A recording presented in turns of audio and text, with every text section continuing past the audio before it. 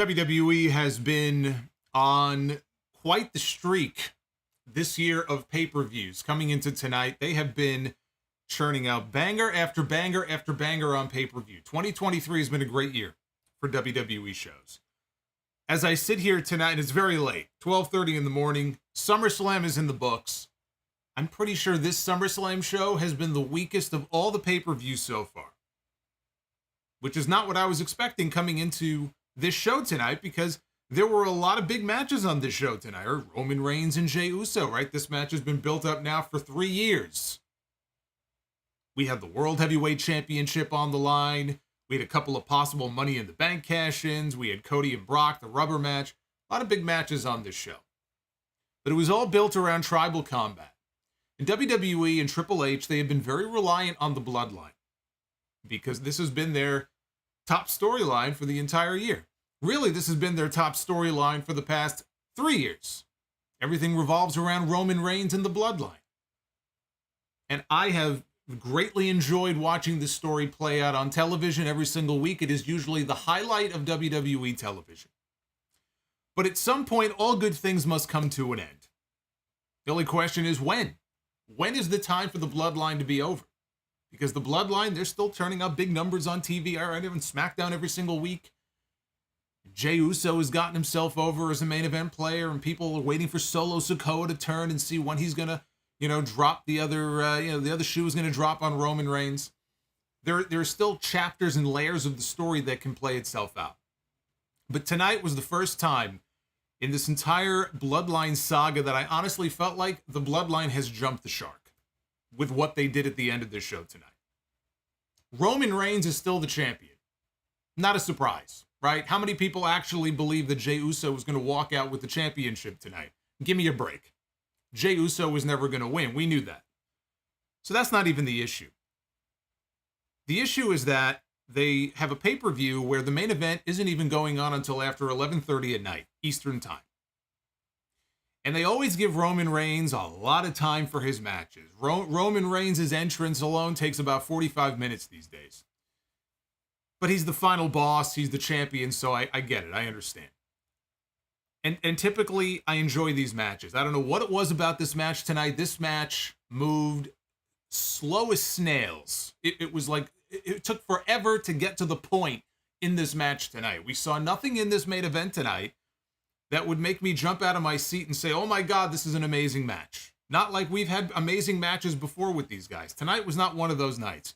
And then for it to build and to culminate in the big angle at the very end, which was, how are they going to fuck over Jey Uso? Because Jey Uso losing was never in doubt. How are they going to fuck over Jey Uso, right? Who was going to turn on who? Or how is Roman going to cheat this time as he's done in many other matches? How is it all going to go down? Would Jimmy make his return, right? I expected Jimmy Uso to show up tonight. Maybe to fight off Solo Sikoa and help his brother. Well, Jimmy Uso did show up tonight. And they did the one thing that I was hoping they would not do. I had people telling me for the past couple of weeks, they're going to do it. They're going to do it. And I said, nah, it wouldn't make much sense. They're not going to do that. That's exactly what they did. Jey Uso has the match won. A hooded figure reaches into the ring and drags Jey out at the very last second and then pulls the hood down to reveal himself as Jimmy Uso. So after all that we've been through, with the Bloodline stuff now over the past 6 months, over the past year, all of the bullshit, all the stuff with the Usos, we went from Jimmy Uso turning on Roman Reigns to Jey Uso finally breaking the spell and turning on Roman Reigns, only to now have Jimmy Uso turn on Jey Uso. And I'll tell you exactly what this is. What this is a company that has relied so heavily on this group. They don't want it to end. It's their golden goose. They need to keep this going for as long as possible because they don't have anything else to replace the Bloodline when the Bloodline runs dry.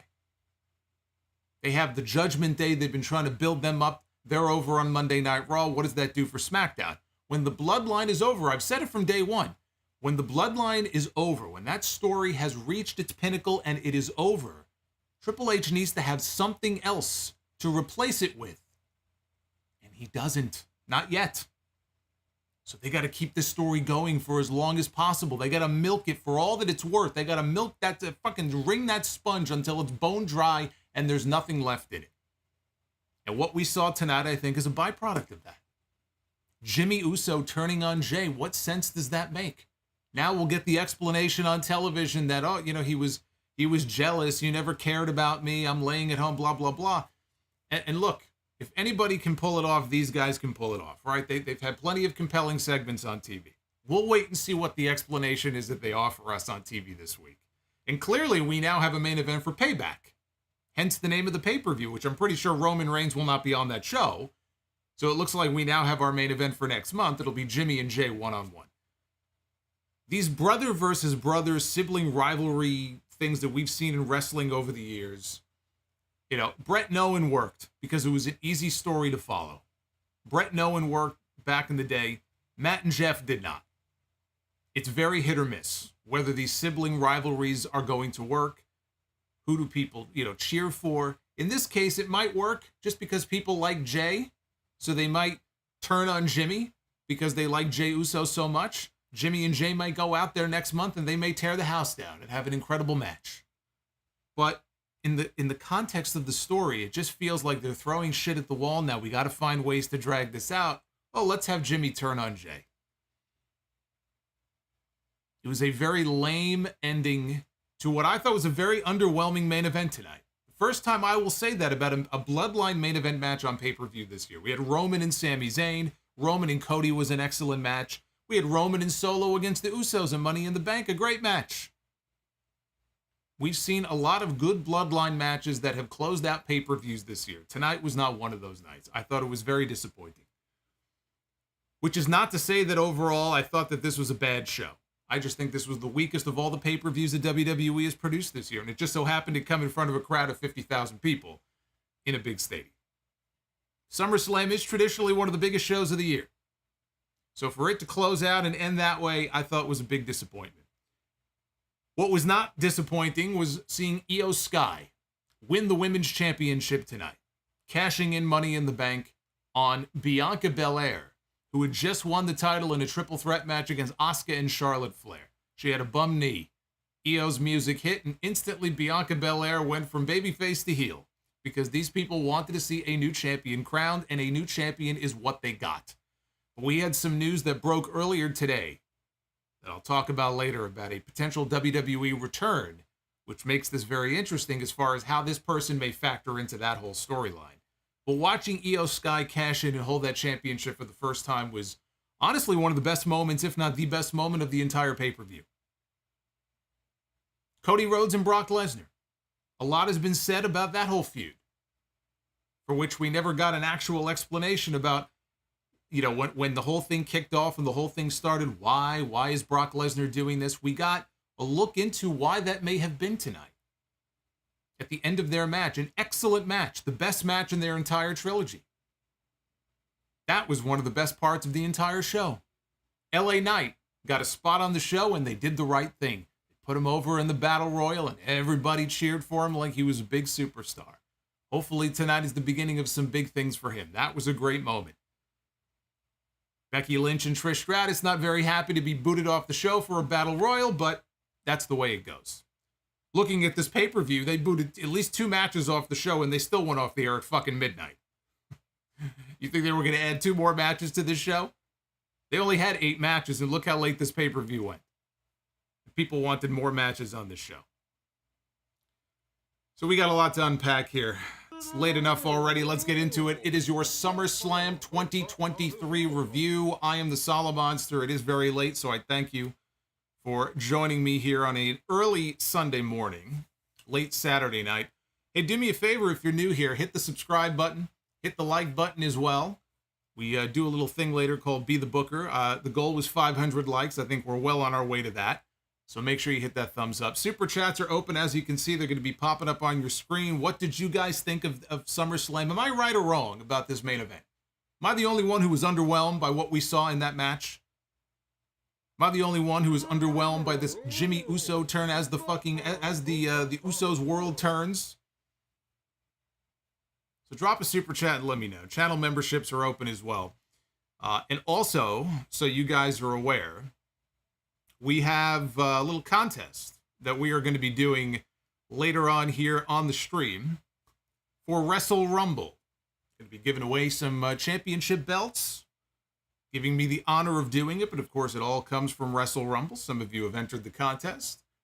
In fact, over 4,000 of you have entered the contest. And earlier today it was announced that there is a fourth mystery belt that has been added to the contest. Such a mystery, even I don't know what it is.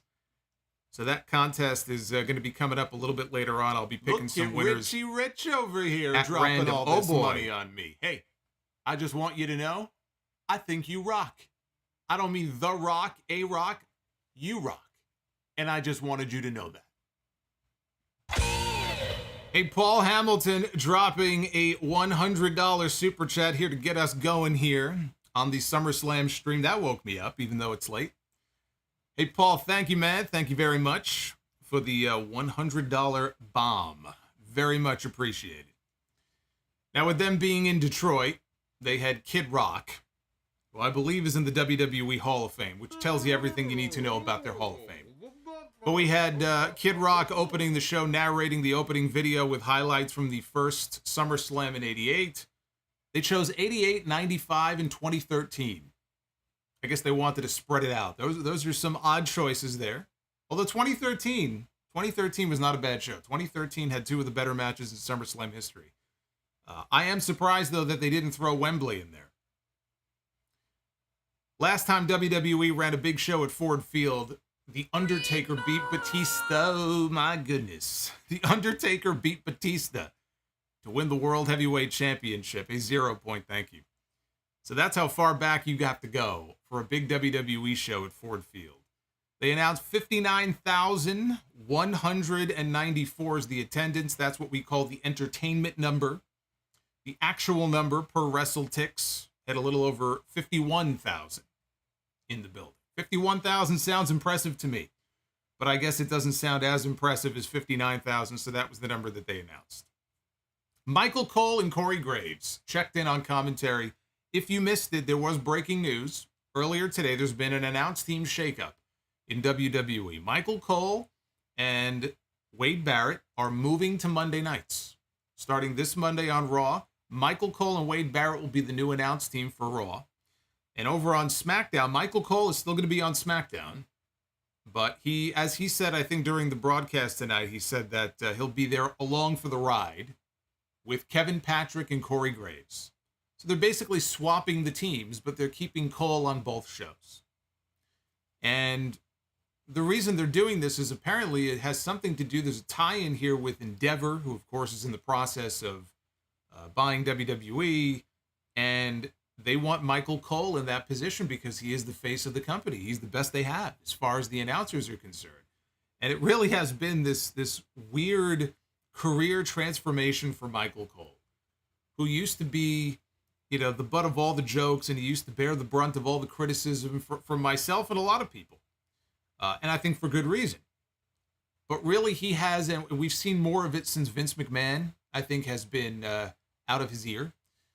We've seen that Michael Cole has really grown into really the best play-by-play guy they've had since Jim Ross. Obviously, he's very good at what he does. He's a lot more tolerable on commentary now than he was even just 5 years ago. And so I don't mind him being on both shows. And in fact, I'm in favor of the move because Kevin Patrick on Raw was not working. Kevin Patrick on Raw wasn't working, and you don't need to just take my word for it. The fact they even made the move tells you they knew it too. So now they like him a lot, but they want him to work with Cole on SmackDown. And I guess they figured that that can only be a good thing for Kevin Patrick. And I hope it is. I hope it is. But him as the lead voice of Monday Night Raw was not working. So I think it's a positive move, but that's why the move was made. Now they opened the show tonight with Logan Paul against Ricochet, because Logan was heading out right after to try to make his brother's fight against Nate Diaz. By the way, if we have any fight updates, let me know in the chat. I don't know if the fight already took place. I assume Logan made it. I guess we'll see. But that's why they had his match go on first. Cole brought up Ricochet and Samantha Irvin, they are engaged. So he mentioned that. Logan was playing to her throughout the match. He was taunting her. Every time he was beating up Ricochet, he would look over at her. We had some showmanship between the two early on. I called this, before we even got to the pay-per-view tonight. I kind of described this as being the video game match of the show. And that's kind of what it was here. Logan did a running power slam to mock Braun Strowman, who was teaming with Ricochet for a while before he got hurt. He hit a big boot and a leg drop, which Michael Cole said he refers to as the Hogan Paul, as if this guy didn't have enough heat already. That's one way to get more heat. Start naming moves after Hulk Hogan and doing the Hogan pose. Both men ended up at ringside. Ricochet hit a Spanish fly on the floor. Moments later, Logan was back in the ring. He flipped out over the top rope and hit a buckshot lariat out of the ring to Ricochet on the floor, which is a dangerous move to attempt. I mean, it's a hard enough move to do as it is in the ring, but to do a buckshot lariat from the ring to the floor is something I have not seen before. And, he stuck the landing. It was a little awkward when he landed just because he almost landed on top of Ricochet. There was really no room for him to sort of land on his feet and go forward because Ricochet was right there. So it looked a little wonky there at the end, but still an impressive move. Back inside, Paul hit a crossbody block and a standing moonsault, and he ended up crashing into the ring post when he went for a charge. Now, Ricochet hit what Michael Cole referred to as a hurricane neckbreaker off the top rope, like a swinging neckbreaker from the top. He followed that up with a springboard clothesline and a standing moonsault. Logan came back, hit a backflip from the ropes into a tornado DDT. That was a nice spot. Ricochet came back with a recoil. He went up top, tried for a shooting star press. Logan, though, got the knees up, and Logan hit a springboard frog splash, only got a near fall out of it. So these two were trading near falls back and forth like it was going out of style here. Ricochet hit a detonation kick, followed by a moonsault from the middle rope, and then he dragged Logan to the opposite corner. And he went up to the top rope. He attempted a 630 splash, but when he landed, there was nobody home because Logan moved out of the way. And all of a sudden, with the referee over checking on Ricochet, Logan Paul is down in the other corner, and some weird person, which you would have to be, I think, to be friends with Logan Paul, but some weird person, a friend of his, I guess, came out of the crowd, and he's kind of crouching down, and he reaches up and he passes a pair of brass knucks to Logan Paul. And the referee doesn't see any of this. And he puts the brass knucks on his fist. Ricochet makes his way back over, and he blasts Ricochet in the face with the brass knucks. Now, if I remember, I think the referee, at the exact moment that he went and threw the punch, looked away for some reason. But he punched Ricochet in the face, he covered him, and he got the pin. And then he stuffed the knucks into his tights, so nobody could find the evidence. Samantha Irvin announces him as the winner, and Logan Paul starts taunting her, asking her to do it again. She looked like she was about to cry. I actually give her a lot of credit because they panned over to her a couple of times, and her facial expressions were great. I thought she sold this tremendously. Michael Cole, I think, summed it up best on commentary. He kind of stole my line. He actually said this on the broadcast. He said, that was a good matchup, but the ending sucked. I don't think I could have said it any better myself. I think that's a pretty good description. It was a fun opener, I thought. I know why they did the finish. It made sense because he's a dick and he would cheat to win. But it was the weakest part of the entire match. I will say this about Logan Paul. Whatever you think of Logan Paul as a human being, and there's a lot not to like about him, he should not be as good as he is. He's a freak. He's an athletic freak when it comes to this. He should not be as good at this as he is, but he is. Now, this whole match was built around a viral moment. That's how they build it coming into this show, right? They had that viral moment at the Royal Rumble in January. We're gonna make more viral moments. They didn't. They didn't do anything in this match that's going to be remembered. It was nothing like what they did with the whole springboard spot at the Royal Rumble. But there were plenty of impressive spots. And look, I like the finish in this way. Even though the actual finish was, shitty, but I like it in this way. It protects Ricochet, and it gives Logan Paul a win. It accomplishes two things. And the reason that I like it as far as protecting Ricochet is because This, coming into this, felt like, okay, we need something for Logan Paul to do. It's not even about Ricochet, right? He's a good opponent for Logan Paul to go in there and beat. And then after SummerSlam, Ricochet will end up being forgotten about, as he's been so many times before. What this tells me, the fact that they took great pains to protect him here, is that they are going to continue to feature him and use him on TV. In fact, this is probably only the beginning of this feud. We're probably going to get at least one more match between these two. And that's good if you're a Ricochet fan. That's good for him. They're not just going to cast him aside, back to the back to main event with you. They might actually have plans to continue to use him on TV. So I think that's a plus for him. It keeps the feud going. And it's a much-needed win for Logan Paul. Logan Paul had not, before tonight, won a match since last year's SummerSlam, when he beat The Miz. It's been a year. Now, I didn't expect him to beat Roman Reigns or Seth Rollins or win Money in the... Well, I half expected him to win Money in the Bank. I'm glad he didn't. But he needed to win, and I said coming in, if you can't beat Ricochet, then who can you beat? So he needed to win this match. So I thought it accomplished what it needed to, and I thought overall it was a fun opener. Now, the second match was Cody Rhodes. Now, they build this as one of 4 main events on this show. See, I must be very old school, because I remember when a main event was an actual main event. And occasionally you would get a double main event. Right? We had that one WrestleMania back in '92, double main event. I've never heard of a quadruple main event before, but tonight we had a quadruple main event. This was the first of 4. They showed Cody's mom in the crowd. No Brandy. Cody attacked Brock as he was warming up in the ring. The referee rang the bell to start the match. And Lesnar started with the suplexes. High-angle German suplex. Cody came back, hit a couple of disaster kicks. He tried for another one. Lesnar, though, tackled him out of midair. Cody avoided a charge in the corner, followed that with a suicide dive. And at that point, Brock took control. And he hit a few German suplexes. And Cody just kept getting knocked out of the ring. And he would get back inside. And Brock would keep throwing him around. And Cody would end up back outside again. And the referee would start his count all over again.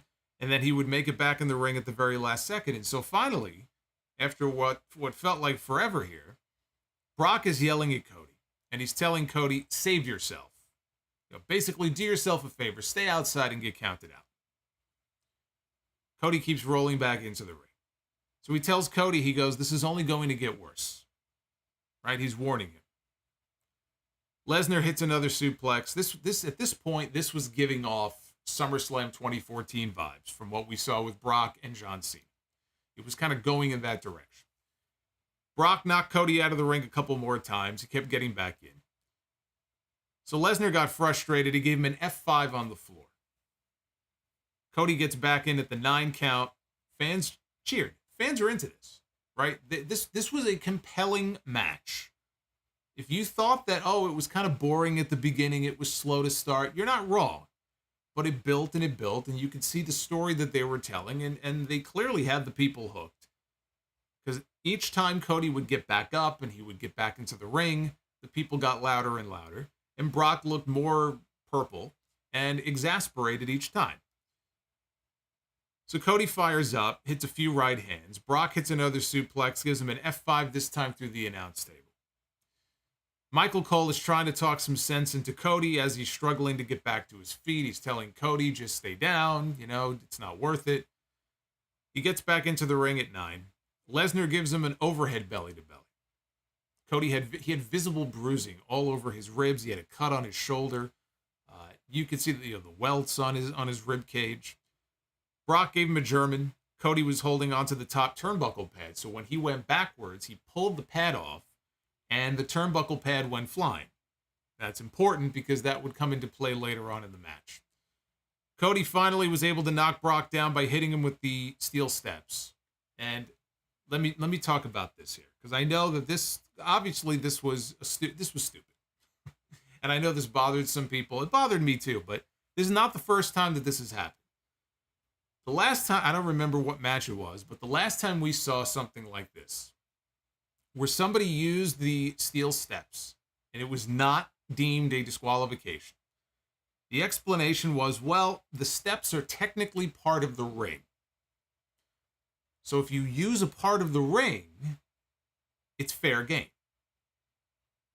Like a turnbuckle, right? Or if somebody goes face first into the ring post, or shoulder first into the ring post, right? It's technically considered part of the ring. I disagree, because the steps separate from the ring. Now we're getting into the weeds here. But my point is, it is stupid. And should it be a disqualification? Of course it should be a disqualification. You could say the referee, oh, he's being lenient, he doesn't want to disqualify Cody. But that's the explanation for it. And again, it goes to why I thought this should have had a stipulation. Even if it was just no holds barred. Right? If you're going to do a spot like that, then just make it a no DQ match so you know going in there's no disqualifications.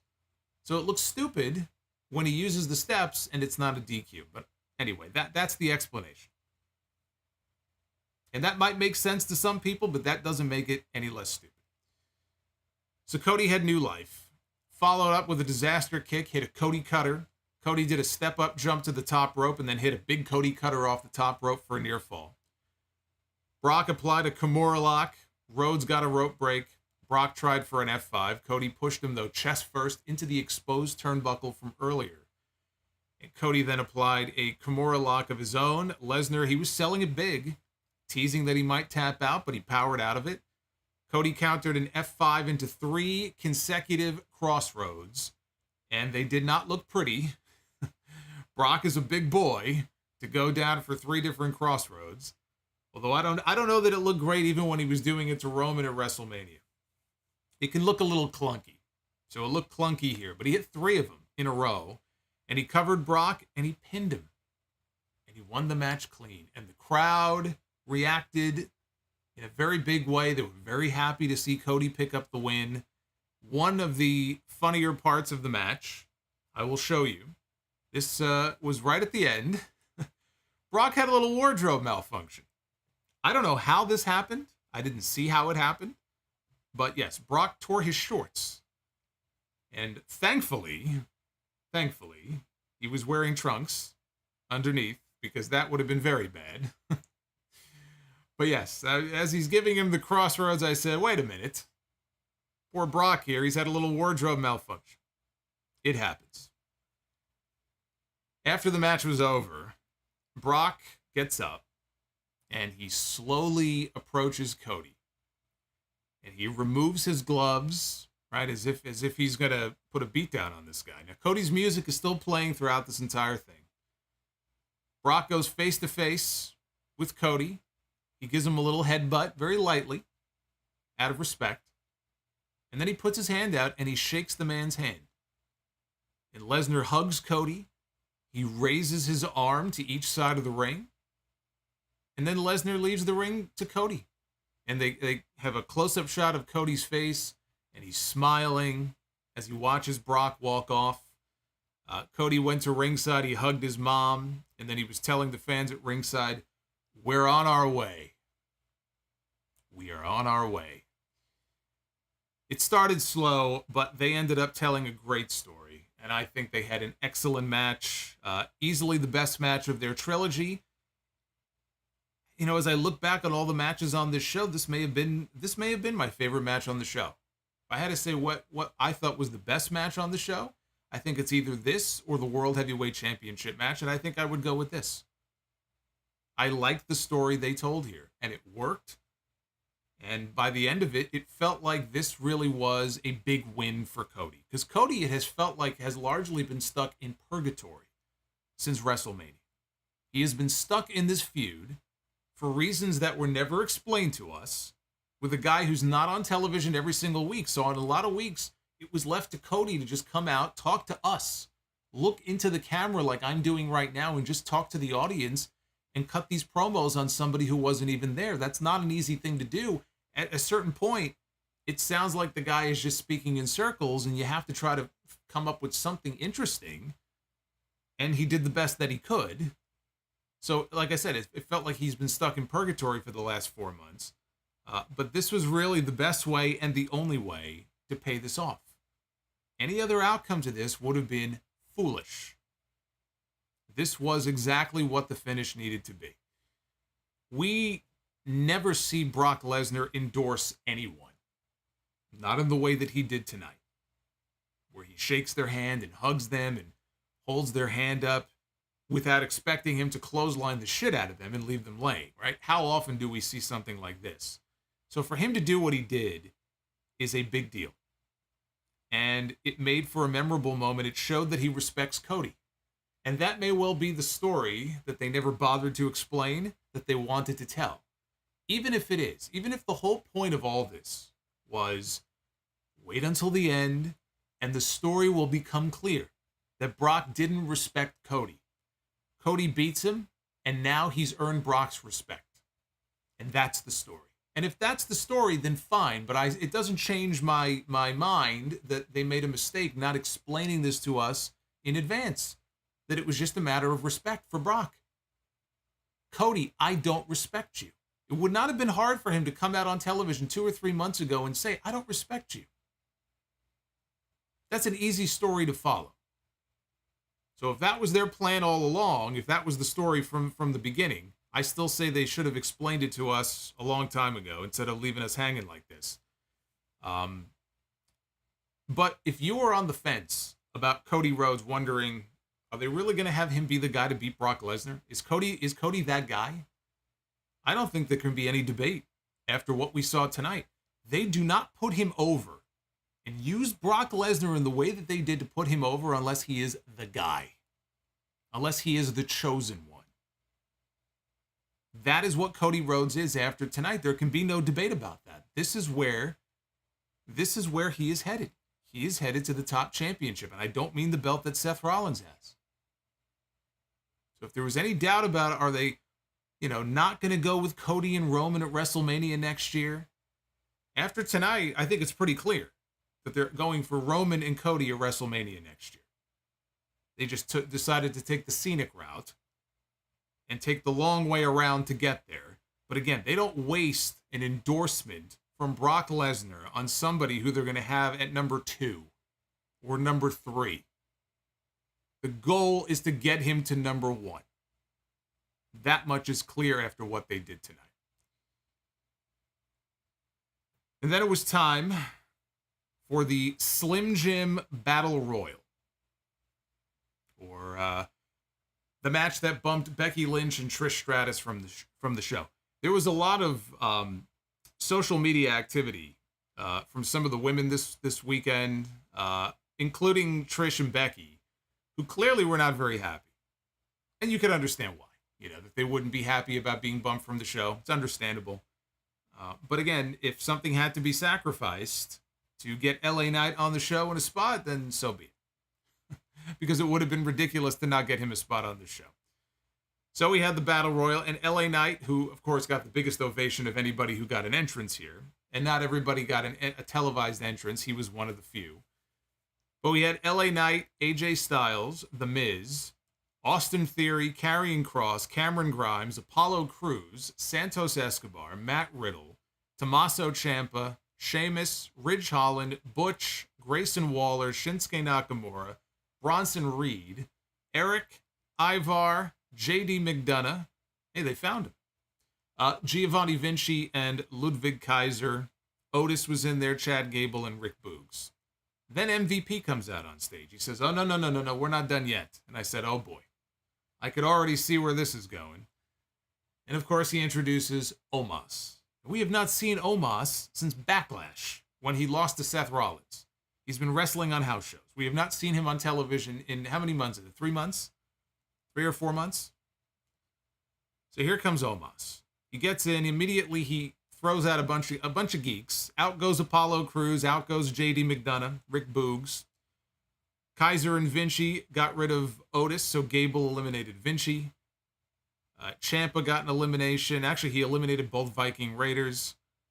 Anyway, we get to Austin Theory, and he eliminates Cameron Grimes.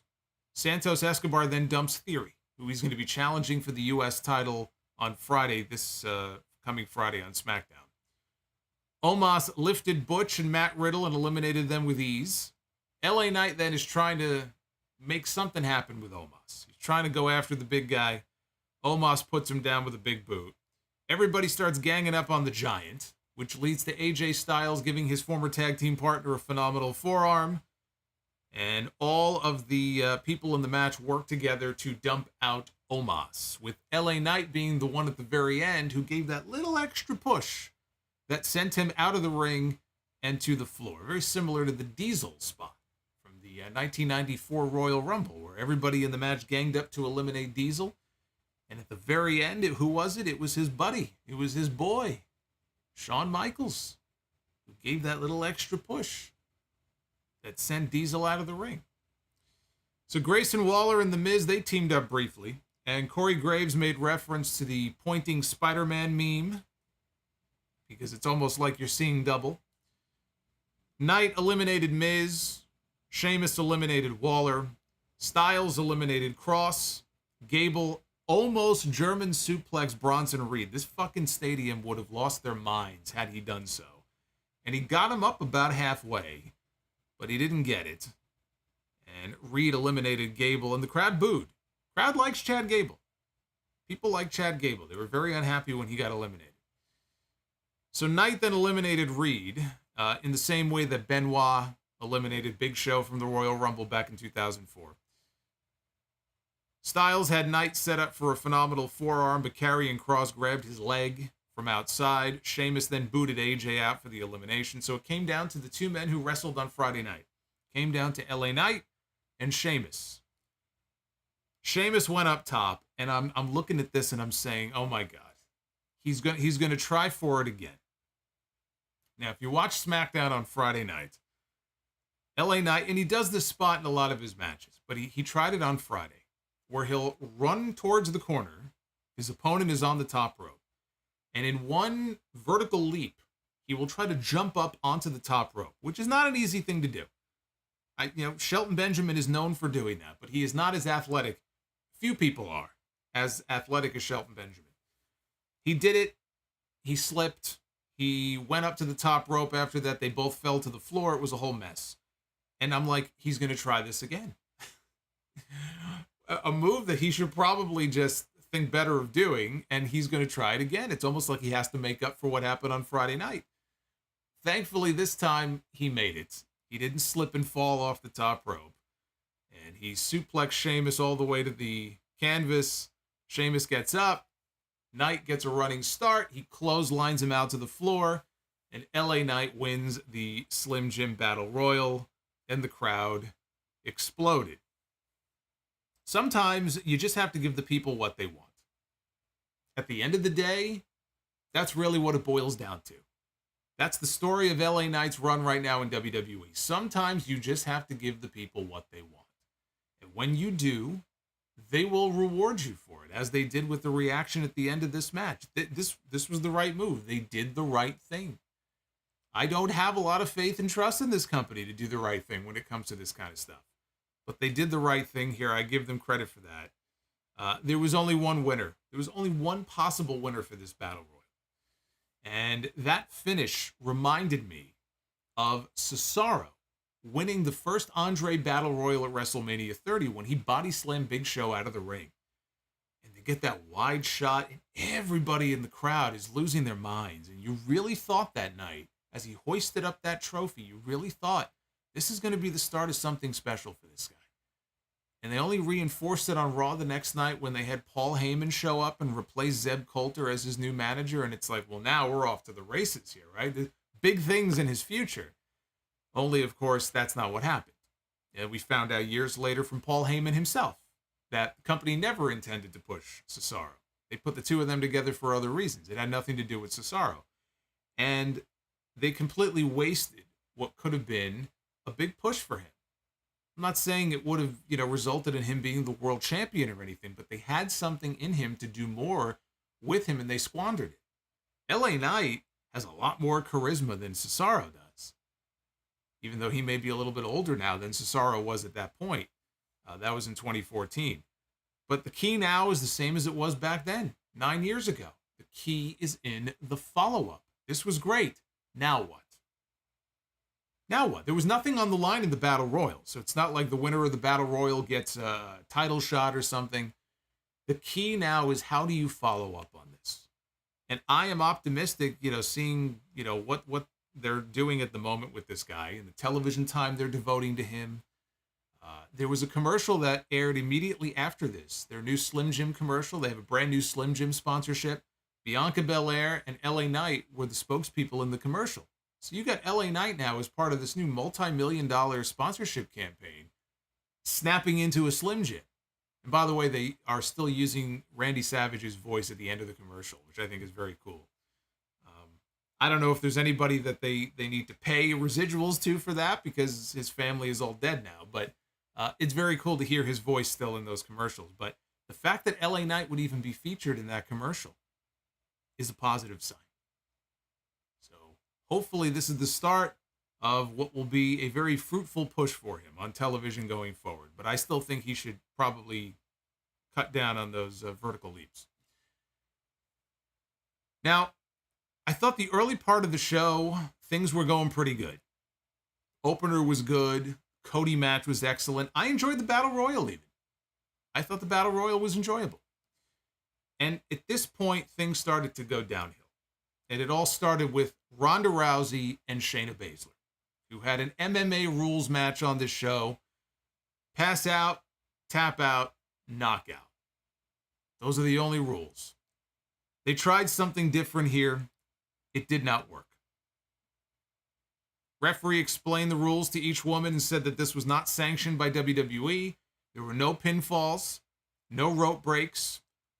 He told them to touch gloves if you choose. Ronda offered to touch gloves. Shayna opted not to. So they played this like a real MMA fight. And they were very stiff and very physical with each other. Rousey went for an armbar early. Baszler, though, rolled out of it to break it. And then she dropped Ronda with a wicked kick to the side of the head. And Ronda had to roll out of the ring to regroup. Rousey then charged Baszler, sprang off of her leg, and drilled her with a knee to the face. The referee immediately went over to check on Shayna to make sure she was okay. Rousey got Shayna down again, threw some very weak-looking punches to her back. Went for an arm submission. Baszler got out of it, though. They ended up falling out of the ring. They got back into the ring. Baszler was sitting in the corner. The referee told Ronda, back off. We're going to have the trainers check on her. And the trainers went over to check on Shayna. And Shayna was a little bloodied up. Her face looked a little battered. She had some blood on her face. So Ronda grabs each trainer, throws them aside. Baszler got back to her feet. She pulls her mouth guard out, and she throws it at Ronda. And the two of them start throwing punches. Baszler caught Ronda in the Kirifuda clutch. Ronda rolled out into an armbar. This all ended with Rousey getting a rear naked choke. Shayna then threw Rousey off to escape the hold. Ronda went for another knee strike. Baszler avoided it, got a Kirifuda clutch, and Ronda Rousey passed out in the sleeper hold. And the referee called for the stoppage. This fell completely flat. This was very boring. And the crowd was dead after this for a good part of the show. This killed the crowd, right? Sometimes you talk about there being a come down match. This was more than just the come down match. This was like the 6 feet under match. Whatever they were going for here, which was to try to emulate a real mixed martial arts fight, this crowd didn't care. And me watching from home, it was very boring. It was very boring. I didn't know what approach they were going to take with this. I mean, I heard, okay, MMA rules, how is that going to play out? I didn't know until, tonight, until I saw it with my own eyes. But I was hoping it would be a fight pit. Now, maybe there was a logistical reason why they couldn't use the fight pit structure in this big stadium. Maybe they wanted to do it and they just logistically could not do it. That would have at least made it maybe a little more interesting, right? You got that platform on top. You could do more things off of it. I don't know. Maybe that wouldn't have helped all that much, but to do it the way that they did it, they tried something different and it failed. It did not work. This was the worst thing on the entire show. By far. The worst thing on the entire show. Good to see Shayna pick up a win. But if Rousey is finishing up, I mean, that was the logical finish, right? You knew Shayna was going to go over. But like I said, by far the weakest thing on the show, and it's not even close.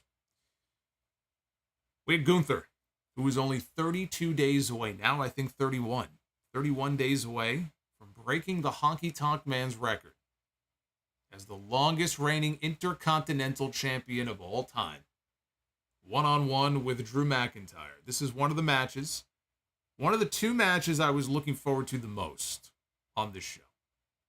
Just these two guys going in there beating the holy hell out of each other. We saw a little bit of it in the triple threat match of WrestleMania, which was one of the best matches of WrestleMania weekend. So I was very excited for this match. And when it was over, it was good, but my expectations maybe were a little too high. McIntyre had the early advantage until Gunther dropped him back first onto the steel steps outside.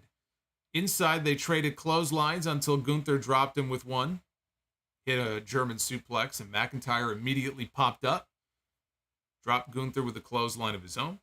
Gunther ducked a Claymore attempt and hit a drop kick, but McIntyre came back with the power bomb, which is Gunther's move, and then a future shock DDT, got near fall out of that. Gunther rolled out of the ring, so McIntyre hit a flip dive out onto him. Drew went for a Claymore. Gunther again hit a drop kick, followed by a power bomb, which is his finish, but McIntyre kicked out. Gunther followed with a top rope splash, and again, only got two. So Gunther went for a chop. That got blocked. McIntyre ran the ropes. He put Gunther down with a Claymore kick, covered him, and Gunther kicked out of the Claymore. So McIntyre now seats Gunther on the top turnbuckle, and he goes to the middle rope. He's setting up for something. Gunther blocks it. They're throwing chops at each other. Gunther shoves McIntyre off the ropes, and McIntyre gets crotched on the top rope. Gunther follows with a big splash, a hard clothesline, and a power bomb with a stack to get the pin and to retain the Intercontinental title. All hail the mighty Gunther. The splash didn't work the first time, so after the second one, he immediately followed that up with the power bomb. See, that's good psychology right there. It didn't work the first time, so he did it again, and then he hit his other finish. I like that. See, that's telling a story. Now, my expectations were sky high for this coming into the pay-per-view. I thought it was very good, but it wasn't, a match of the year contender like the WrestleMania match. I think would be a match of the year contender. This was not a match of the year contender. It was very good, but I don't think this is going to be a match that a lot of people go back and watch, a year from now. They also struggled early on to get the crowd into things, I think, because the crowd was so dead following the women's match. It was a struggle to get them back into things. They managed to do it by the end a little bit, but I do think the placement of that women's match ended up hurting this one. Now, when the match was over, Drew looked pissed, and he got out of the ring, and he stormed to the back, and I thought that was kind of strange. That's going to get people talking for reasons other than I think what actually happened here, which was they, were just wanting him to sell the fact that he was really upset, and maybe could be a sign of a heel turn coming, the way that he stormed off like that. Look, I wouldn't mind a rematch between these two just because I think these two would end up having another very good match, but they didn't leave much of a reason here for them to go out there and have another match. McIntyre getting pushed off the top rope or pushed off the ropes and getting crotched on the top rope is not really a dirty move. So I can't say, oh, Gunther cheated. He really didn't. This was pretty much a clean win for Gunther. So they didn't really leave a reason. Logan Paul punches Ricochet in the face with brass knucks. Okay, there's a reason to put them back in the ring together. That's not what we got here. This was pretty much a clean win for Gunther. So they have one more pay-per-view left if he defends the title on that show. 50-50 if he does. I think it's actually very stupid if they don't have him defend the championship at Payback Labor Day weekend, because now that they've acknowledged the fact that he's only 31 days away from breaking the all-time record, you can use that and really generate a lot of drama and say, oh my God, if he loses the title here on this pay-per-view, he's within days of breaking the all-time record, but if he loses, the record, is no longer within reach. So I think you want to play it up for drama, but, running this back a second time, what does that do for Drew if he goes in there and loses for a second time? I certainly don't want to see him go in there and win. You've come this far. You better take this thing all the way. To have Drew McIntyre, end the Gunther streak, 5 or 6 days before the record is broken, would be quite the fuck you moment. Although, if they had the Honky Tonk Man come out, if they had him come out and, behind the referee's back, hit Gunther over the head with the guitar, I gotta tell you, that what a fucking finish that would be. Can you imagine? Can you imagine? Here comes the Honky Tonk Man, fucking 70,000 years old, and he is so desperate to hold on to this record. It's all he has in his life, in his career, that he shows up and hits him over the head with a fucking guitar, and that is how Gunther ends up losing. I would almost respect them if they actually came up with that as a finish. That is the only acceptable finish, other than Gunther breaking the record, that I think I could live with, just because I think that would be fucking amazing. But no, he's gonna break the record. It's only a matter of time, and it'll be well deserved. But it is something that I could see Honky Tonk Man doing. Like the character, like he's so desperate to preserve that record. It stood for so many years, right? 30-something years. That he'll do, and he's one of the few. I feel like he's one of the few, sadly, from that era that's still fucking alive. For him to show up and be the one to to stop him in his tracks would actually be amazing. So now we get to the World Heavyweight Championship match. Seth Rollins defending against Finn Bálor. Bálor enters alone. No Judgment Day with him. He had 7 painted on his shoulder. The same shoulder that he injured 7 years ago in his SummerSlam match with Seth Rollins. Michael Cole on commentary said that he had it tattooed on his shoulder. Apparently Michael Cole doesn't... Michael Cole of all people should know, because he's got a bunch of shitty tattoos on his body. If you remember WrestleMania, in the singlet, Michael Cole has a lot of very terrible tattoos. I don't want to hear anybody talking about Cody's neck tattoo, unless you see Michael Cole's tattoos. Rollins comes out. He's wearing the same vest that he wore the night that he injured Bálor in their match at SummerSlam back in 2016, which I thought was a very cool little callback. So Bálor comes, he's in the ring. Rollins comes to the ring. And Bálor is tired of watching him soak up the crowd cheers as they're all singing his stupid song. So Bálor attacks him from behind. Bálor targets Rollins' shoulder. Seth fights back with a Falcon Arrow. 3 straight suicide dives. Somewhere in this, Bálor got his mouth busted open pretty badly. Bálor gave Rollins, after this, a buckle bomb into the barricade, just as Rollins did to him 7 years ago when he hurt him. Bálor applied an armbar, but Rollins hoisted him up and hit consecutive buckle bombs and a frog splash for a near fall. As I think bombs are being dropped on us here. Holy shit. That airplane was awfully close. I think that plane might be falling out of the sky. Well, if this is the end for me, if this plane lands on my fucking house, what a way to go, right? Sitting here talking about SummerSlam with all of you. What do I have, 2,100 witnesses here to my death? I think it's gone now. So Bálor hit a standing double stomp and a drop kick into the corner. Bálor went up top, but Rollins brought him down with a superplex. Usually he follows that up with a Falcon Arrow, but this time Bálor got a schoolboy for 2. Rollins caught Bálor with a kick, and then Bálor responded with an overhead kick, and so both men are down. Rollins then puts Bálor down, and he goes for Bálor rather, goes for the top rope double stomp. It was a good run. Thank you. Oni in the chat says it was a good run. Going out live, man. I say, if I got to go out, that's the only way to do it. Live on the air with all of you, with 2,000 of you, man. 2,000 of my best friends. Come on, there's no better way to do it. 16 years of this show. I think I've had a pretty good run.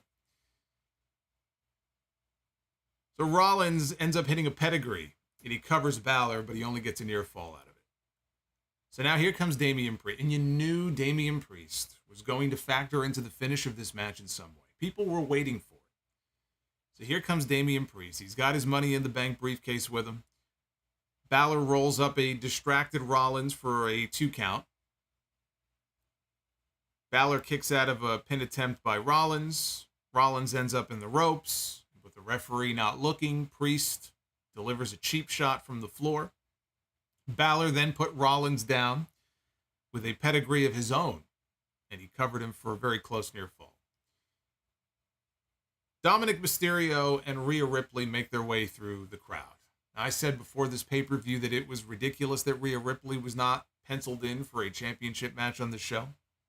She is the biggest star in the entire female division. She is one of the biggest stars in the entire company right now. And she is one of the champions in this company. She is the champion of Monday Night Raw. She should have had a match on this show. Looking at the length of the show, it would have required time to be cut from some of the other matches because otherwise the show would have gone until 1 o'clock in the morning. But it's still ridiculous they couldn't find a spot for her in a match on this show. But at least she made it onto the show in some way. So here comes Dominic and Rhea through the crowd. They distract the referee. Priest is offering his Money in the Bank briefcase as a weapon to Finn Bálor. And Bálor is looking at him and going, no, we're not going to plan B. We're still going with plan A. Plan A didn't work out too well for him. So he declined. He turned down the help that Damian Priest was offering to him. Rollins ends up knocking Priest off the apron. Bálor tries to roll up Seth. He slipped out and he stomped him. And that led to another near fall. So these near falls in this match were insane. And the crowd was hanging on to every single one of them. So even if you thought that they were excessive, it was working. And it was actually enhancing the match here because it was getting the people more and more excited and more into it with each passing near fall. Rollins took out Priest with a top rope dive and then super kicked Dominic at ringside. Back inside, Bálor hit a sling blade and connected with the double stomp off the top rope. He covered Seth, but Seth kicked out. Bálor couldn't believe it, right? Kicked out of his finish. Priest put the briefcase on the ground in the ring. He walks around to the opposite side of the ring and he takes the referee. So he left the briefcase there for Bálor to use as a weapon. So Bálor sees this. He crawls over to the briefcase, but when he crawls over to the briefcase, here comes Seth Rollins and he stomps him onto the briefcase. And then he covers Finn Bálor and he pins him. Michael Cole on commentary said that Damian Priest has some explaining to do. And Corey Graves defended Damian Priest by saying that he tried to help Finn Bálor. Now, Michael Cole was really not making much sense here. Now, I know that this is what they wanted him to say because they wanted to play up the drama. Did he mean to do this or did he mean to do that? When you watch it, it was pretty fucking clear. This guy was just trying to help. He was trying to leave it there as a weapon so Finn could take it and use it and win the match. They're playing it up like, oh, maybe he did that on purpose. Maybe he knew that he was going to get stomped. No, he didn't. But that's the story that they're trying to tell. It went from a good match to an excellent match by the end. And I think the best match that these two have ever had. I think this probably was the best Finn Bálor-Seth Rollins match that I have ever seen. Started out okay, it was pretty good. By the end, though, they had him. They had the people. And it was exciting, too. It really did pick up there in those last few minutes. Were there too many near falls? Were they too excessive? You know, maybe. But I actually think it added to the match and never got to the point of absurdity like some matches do. I would have liked to have seen a title change, even if it was only brief. You get Finn Bálor a title run for a month or two. Or I would have liked to have seen Priest cash in. We did not get the men's Money in the Bank cash in here. But now all eyes are on the Judgment Day. You know, heading into Raw on Monday to see where the story goes from here. The story is this. Priest tried to help. Bálor said no. He turned him down. He rejected his help, and it ended up biting him in the ass. And when the match was over and they zoomed in on Damian's face, he looked like a disappointed dad. Like, I can't believe you dropped the ball here. Is this the beginning of the end of the Judgment Day? I don't believe so. I do believe it's the beginning of the end, possibly, of Finn Bálor in the Judgment Day. And the end result of all this could very well be that they end up replacing him with somebody else. They kick him to the curb like they kicked Edge to the curb. And they bring in somebody else. I don't know who the best person would be for that spot. I know there was a lot of talk months ago about JD McDonough. I don't think he's ready for that spot. And they haven't even used him on TV. Him in that Battle Royal tonight was the first time we've seen JD McDonough on television in months. They were starting to introduce him, and then he disappeared. To my knowledge, he wasn't hurt. So I don't know what the hell happened to him. But the idea of him joining Judgment Day to replace Bálor, I don't like that idea. If they wanted him to join as a new member, I think that could work. But as far as replacing Bálor, who do you replace him with, though? That's kind of the problem.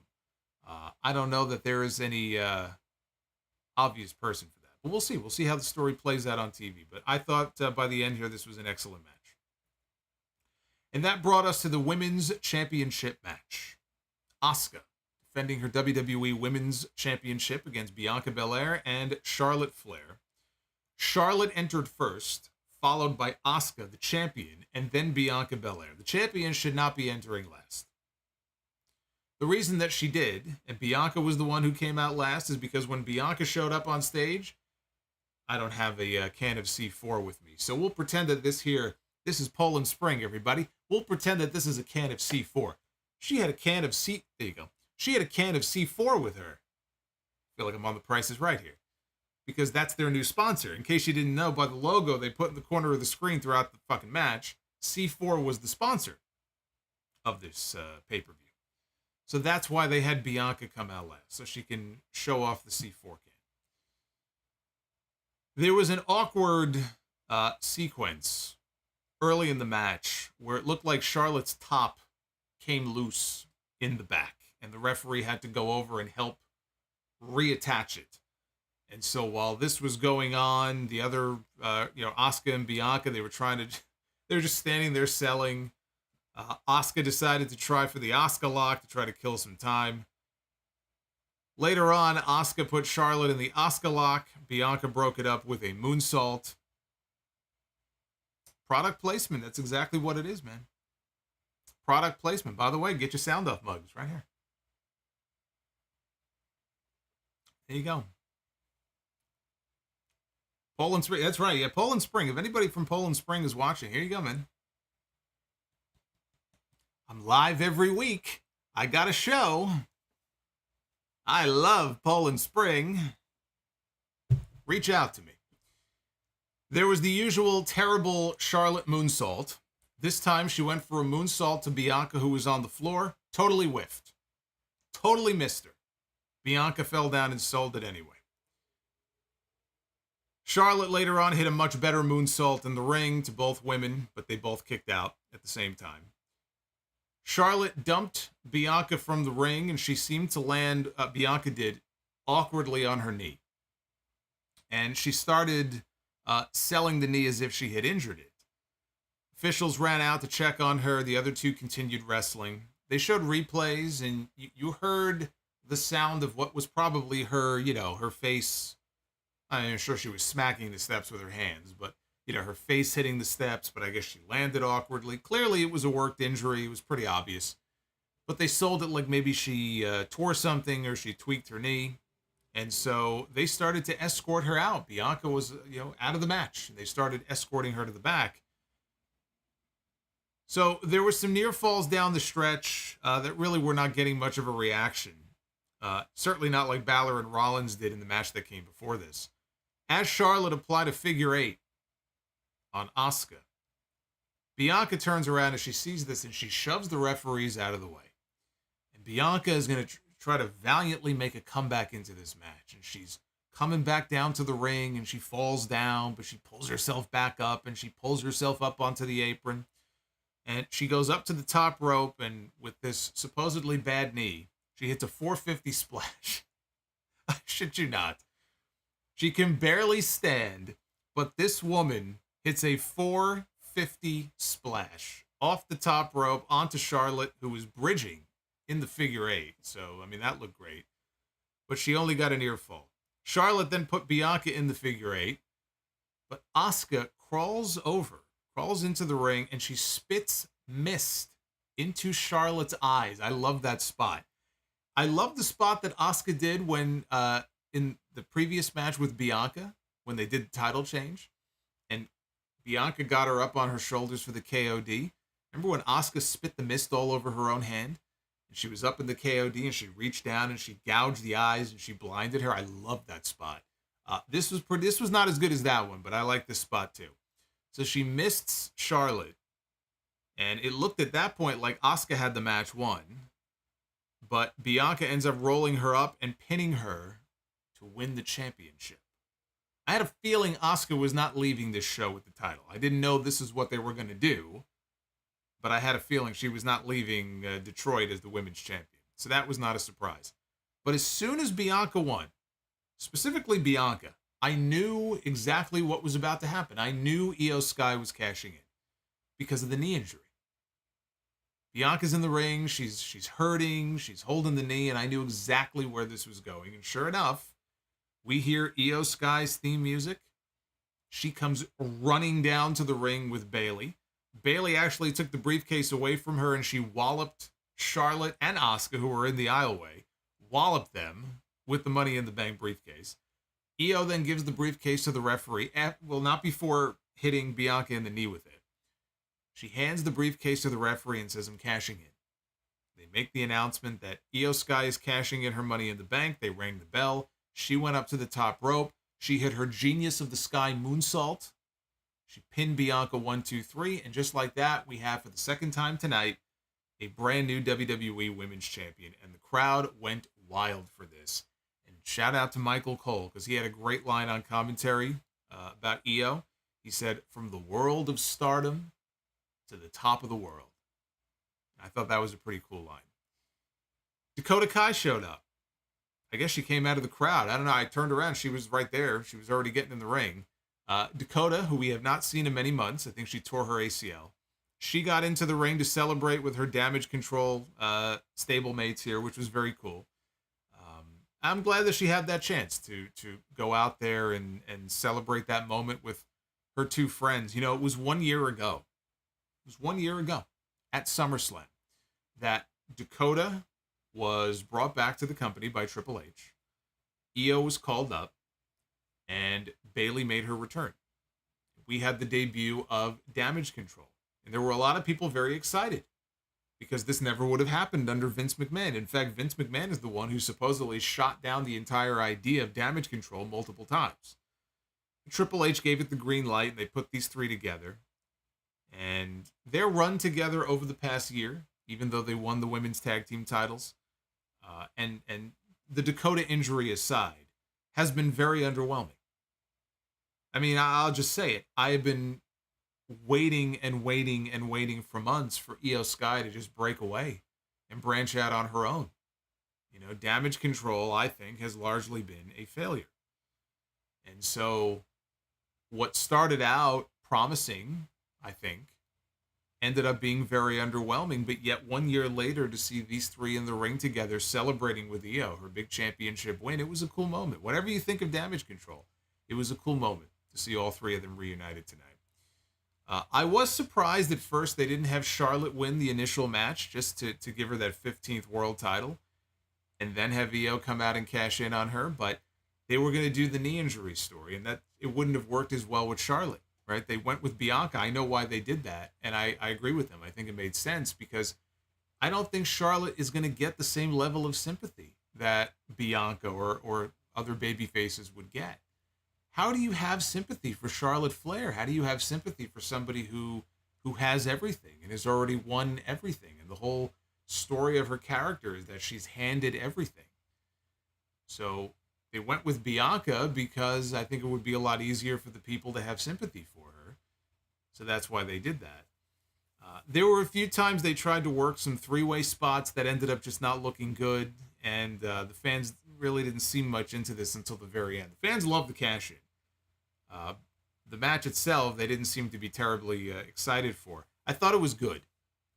If I had to rate it on a scale of 1 to 5 stars and all that, I'd go 3 out of 5. For this match. I don't think I would go higher than that. 3 out of 5 for this match, I think, is fair. Now, there was some news that broke earlier today, and it is not official, but it looks likely, that Kairi Sane, who had left WWE and had gone back to work for Stardom, is on her way back to WWE and may have already signed a deal. And in fact, we might be seeing her possibly on television as soon as this week. So Kairi Sane, it looks like, is on her way back. And what's interesting about that is, obviously, there's history there with Kairi and Asuka and Iyo. With Asuka, they were the Kabuki Warriors. They won the women's tag team titles.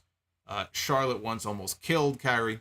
So there's history with a lot of these women. But Bayley, you remember when Kairi left the company, they wrote her off television by doing an injury angle where Bayley attacked her and left her laying in the back.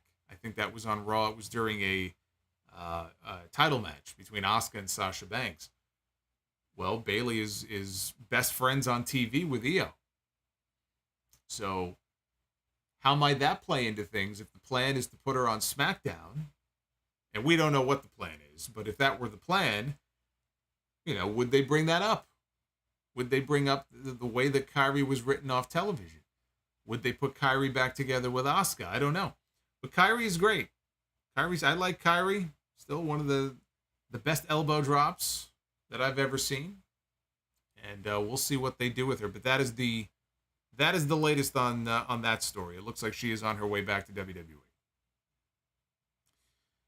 And then, at long last, it was time for the main event. It was tribal combat between Roman Reigns defending his championship against Jey Uso. This was Roman Reigns' first singles match since he beat Cody Rhodes at WrestleMania. 1,000 days indeed. How very impressive that he has amassed this record of 1,000+ days as champion. It's not hard to do when you only defend the title once every 5 months. People used to shit on Brock Lesnar all the time for doing that. I say doing that. I mean, it's, they booked him to do that. But, that's fucking inexcusable to not have any singles title defenses on television since WrestleMania. And it was SummerSlam. The length of these Roman Reigns entrances, it is rivaling the Undertaker. From the time it takes him to come down to the ring and get into the ring and then have everybody acknowledge him on a show where it was already 11:30 at night. Took quite some time.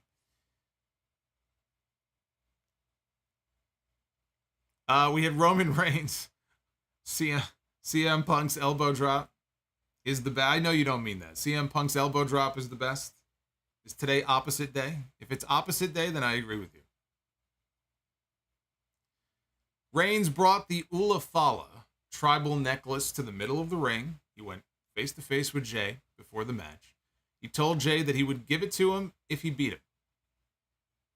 So then we were underway. Jey hit a suicide dive early onto Roman. He pulled out a table. He was setting it up on the floor. Paul Heyman. And I don't believe Heyman came out with the other 2 titles tonight. He's been walking around. He's been making media appearances. He was on First Take with Stephen A. Smith the other day. He had the 2 belts. I don't remember now if Heyman... I don't think Heyman had the belts with him tonight. But Heyman is outside the ring, and he is pleading with Jey.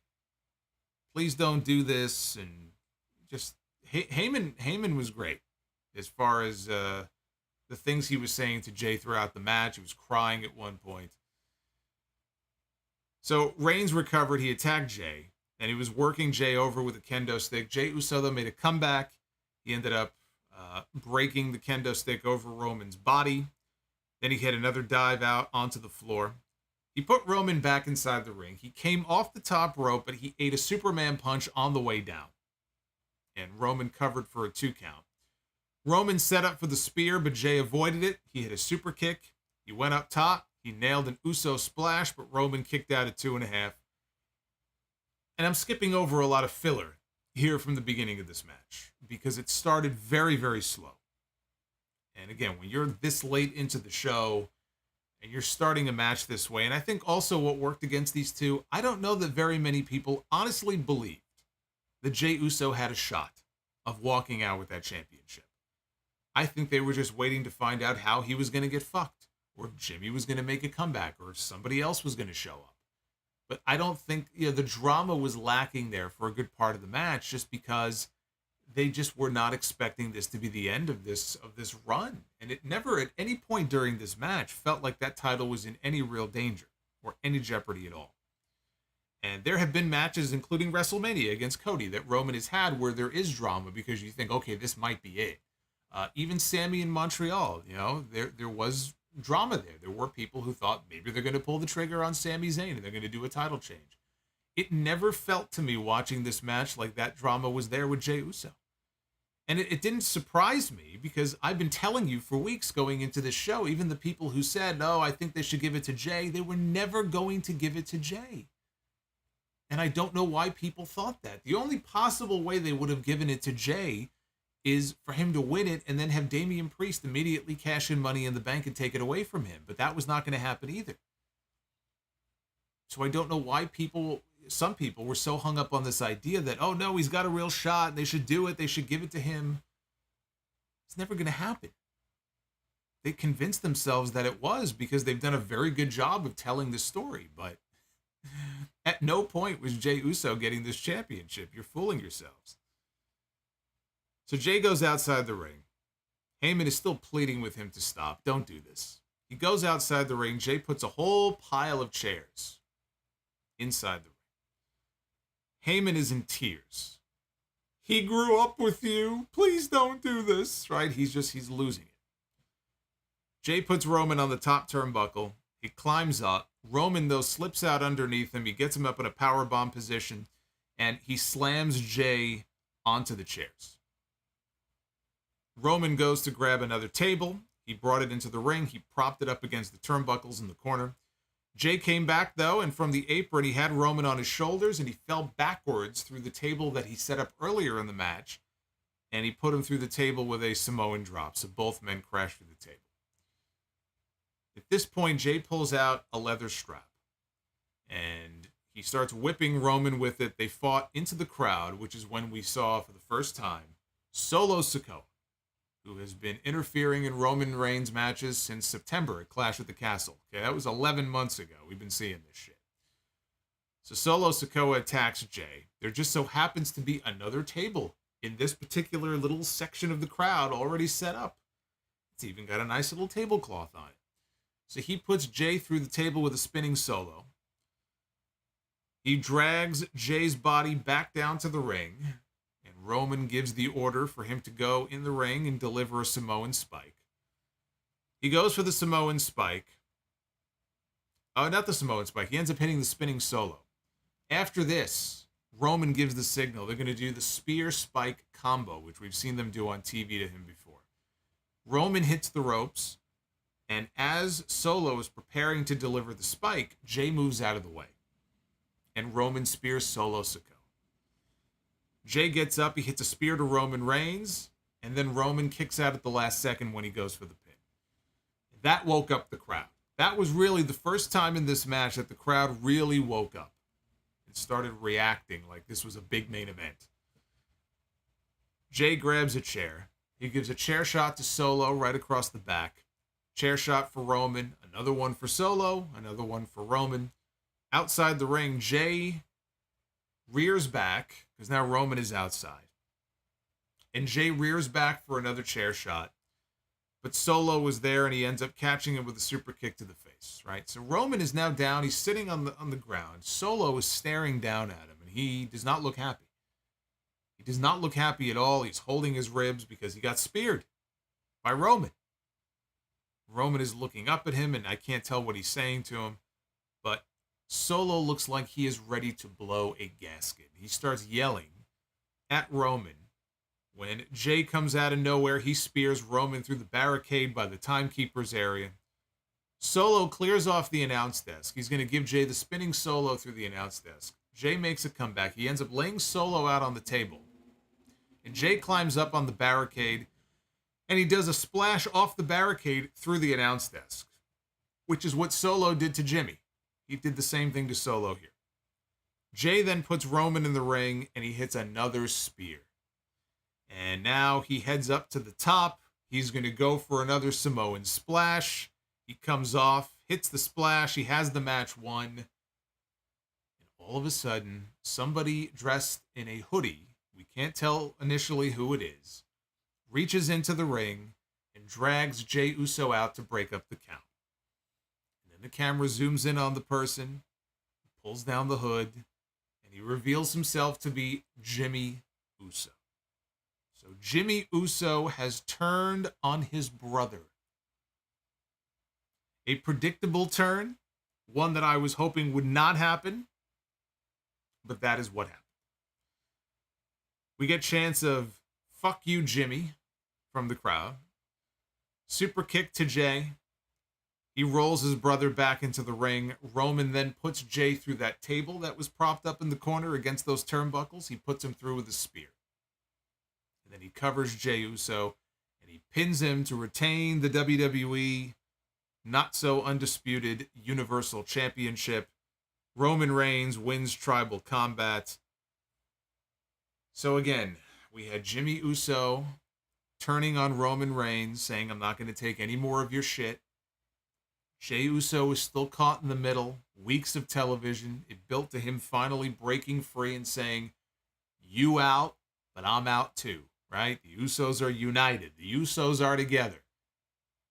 And now we have Jimmy turning on Jey as the world turns. They're just trying to find ways to drag this story out as long as possible. And I said it at the beginning of the stream. This was the first time throughout this entire Bloodline story. And I could be proven wrong. It's possible that a month from now, I'm sitting here going, man, they took this story in a direction I wasn't expecting. But I sit here right now and I tell you for the first time, it feels like this story has jumped the shark. The Bloodline has jumped the shark. And it almost feels to me like that moment in the NWO. Whatever moment it was, there was a moment that came in that NWO storyline where you just looked at this and you felt, man, this thing has jumped the shark. They're trying to just milk this for all that it's worth. And now they're taking the story in just a ridiculous direction and it doesn't really make any sense. And why are they doing this? And we'll see the real measure of success, will be the television ratings. It'll be, social media views, all the metrics they use to measure this stuff. And I'm sure that first Jimmy promo where he explains himself, if he bothers to, I have to assume he'll explain himself more than Brock Lesnar did against Cody Rhodes. I'm sure that'll do very well because all eyes are going to be on Jimmy. They're going to want to hear the explanation. Why did he turn on his brother? Why did he do what he did? But I just thought that this was a very lame finish. Predictable in many ways, but I also was hoping that they would not do this. And they did the one thing I was hoping against. I did not expect Jey to win.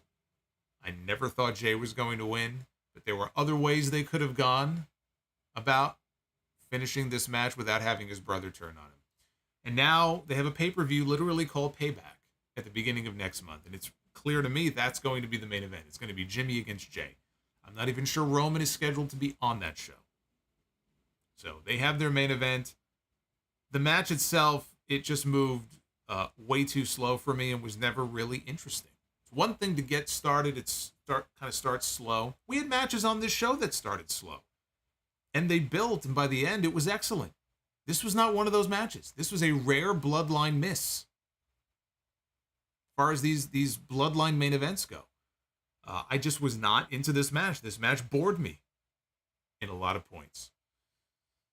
And overall, I look back on this SummerSlam card, I think overall it was a good show. But it was, I think, the weakest of all of the PLEs that they have had this year. It's been a very good year for them as far as these big pay-per-views go.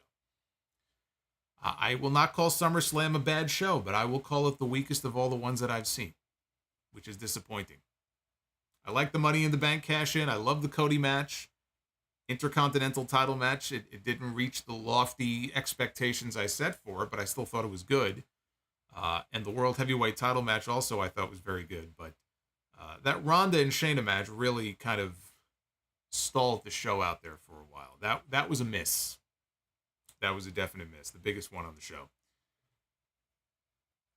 Right now, the show on Twitter, in the poll, we have almost 2,000 votes in. And it is running at 51% thumbs up, 30% thumbs in the middle, and 18% thumbs down. So that's not a great score. That's pretty much in line, I think, with what I just talked about. Right? One of the weaker pay-per-views that they have had all year long.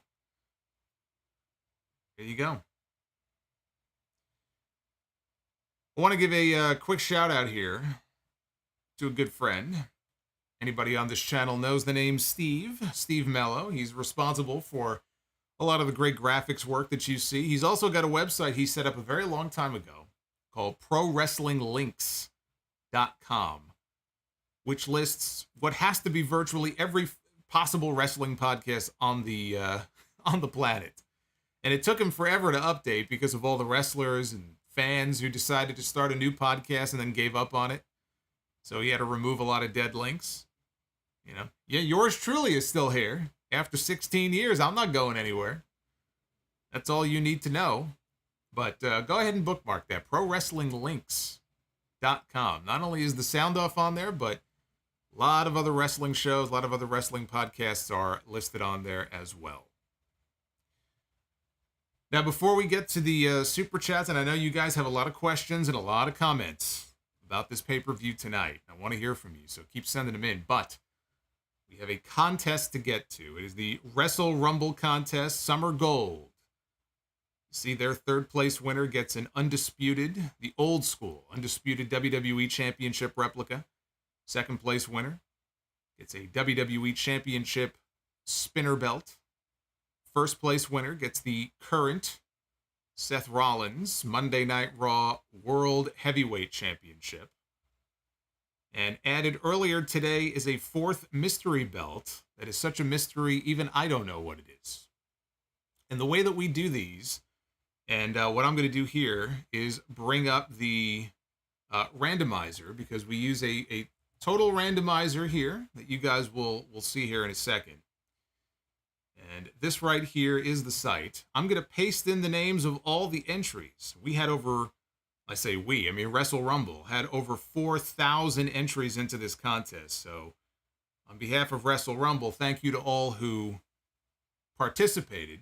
A lot of people in some cases entered multiple times. Here's how this is going to work. I'm going to shake this list up here, hence the randomizer. And you can see here, I'll scroll through all the names. It's going to jumble up the list. It's going to be a numbered list. And we're going to do it very simply. The first four names on the list are going to correspond to the championship replicas that you win. So this mystery fourth belt will be the person listed in the number 4 spot. Third place winner will be number 3. Second place winner will be number 2. And the grand prize world heavyweight title winner will be number 1. Look at this. Even Uncle Saudi is joining us here on the stream. Uncle Saudi wants a front row seat for the contest. Unfortunately, Uncle Saudi couldn't participate in the contest itself because that would be a conflict of interest. So he will not be able to win. But there you go. It's very simple. I can't really explain it any better than that. So let's go ahead and find out who's winning some belts in Summer Gold. First place winner, Tyler Robbio. Second place winner, Brian Jarvis. Third place winner, Bryant Becerra. And the fourth place mystery belt winner, Patrick Burke. Congratulations to the 4 of you, Tyler, Brian, Bryant, and Patrick. Those are your first, second, third, and fourth place winners. Congratulations on your new belts. Wrestle Rumble will be in touch with you ASAP. And we'll get that information out to you as soon as possible. And go ahead and tweet both of us photos of the belts once you get them. I want to see what they look like. I got 2 of them on the wall right behind me, not from Wrestle Rumble, but I do have, I got 2 of them behind me over my shoulder. There you go. Big Gold and, not Big Gold, Big Eagle, Little Eagle. I sound like those are nicknames for somebody, but there you go. But yeah, these belts are going to be very cool. So again, I want to get to your Brady Thompson. Yeah, I know Brady Thompson is going to be very upset. I know. Brady Thompson's not going to be very happy. What can I say? Sorry, Brady. Sorry, Brady. As always, next time. But let's get to your super chats here, because I know you guys have sent in a whole bunch of them. So I want to make sure I don't miss anybody here. We're going to kick off here with Based Beerus talking about the Summerfest. He was hoping, this is before the show started, he was hoping Bálor would walk out with the championship, so I'm sure that he is very, very upset with the finish here. JS Warrior 19, hey Choopy, just subscribed. Thank you to all the new subs, by the way. I didn't get to read all the names off, but I want to welcome you all to the channel. JS Warrior says, I was trying to do you a favor, Oos. I wanted to put your name in the main event, put your name in the bright lights. I just wanted to help you, raise you up. All you had to do was acknowledge me. So says Roman Reigns in 2020. Apparently that's a Roman Reigns quote from 2020. Is that super chat really from 6 hours ago? Boy, we better get through these here. The Undertaker 2024 says Brock really won. Cody should have been disqualified. But Brock is very upset that Cody used these steel steps during his match. Lady Fire Panda, $20 super chat, says, I think I understand the Brock and Cody feud. Brock attacked Cody because he didn't respect Cody, and now after Cody took a beating from him and kept getting back up, showing he wouldn't quit, he gained Brock's respect. I think that could be, I mentioned that before, I think that probably is the story that they're trying to tell, but to not acknowledge what the story was or even hint at it for 4 months is ridiculous. And it would not have been very difficult for Brock to make comments to that effect early on, that I just don't respect you. You know, you haven't been where I've been. You don't deserve to be the champion. You didn't deserve to be in the main event of WrestleMania, spot that I've been in before. I'm opening the show. You're closing the show. You don't deserve it. I have no respect for you. And then eventually, at the end of all this, Cody earns his respect. But to not even acknowledge it and to not even say anything, I think is just ridiculous. Naughty Delicious says Triple H and WWE have seen the light. LA Knight. Yeah. Renegade has a couple of super chats. WWE has so much to learn about MMA rules. Maybe WWE should not be doing MMA. Maybe leave the MMA to UFC and let WWE do the pro wrestling. How's that for a suggestion?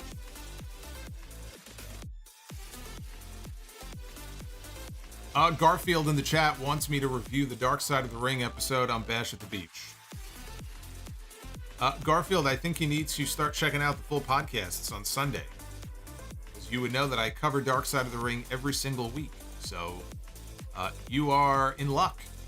I will be covering that on the podcast tomorrow when I have a lot to say. Bro. I have a lot to say, bro, about Bash at the Beach. And Renegade says McIntyre equals Ziggler. Not quite. I wouldn't go that. The Carlosis starting to dislike older wrestlers' finishers being used as common moves so much now. Super kick, frog splash. You can add the pedigree to that list, by the way. The pedigree got kicked out at least twice on the show today. It's like Triple H basically just said, if I can't use it, we're just going to fucking bastardize it so nobody else can. If it was me, nobody would kick out. Anybody else uses it, it doesn't matter. Brumakian Productions didn't watch SummerSlam because Vince McStalin. Instead, I used the money to buy and watch Goodfellas. That's a great movie. That's a very good movie. That's a night well spent, I would say.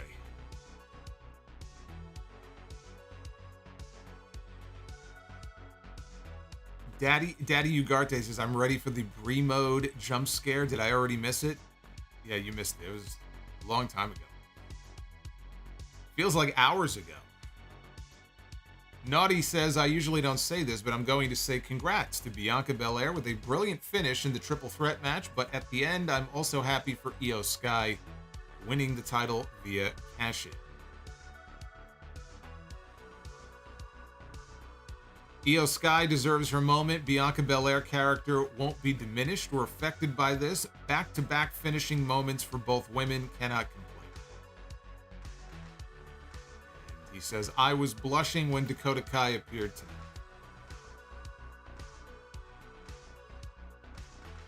Base Beerus, God of Seduction, Undertaker, Randy Orton 09, Roman Reigns. Who else would fit on the Mount Rushmore of long entrances? Triple H? Triple H had some WrestleMania entrances. I think that would fit the bill.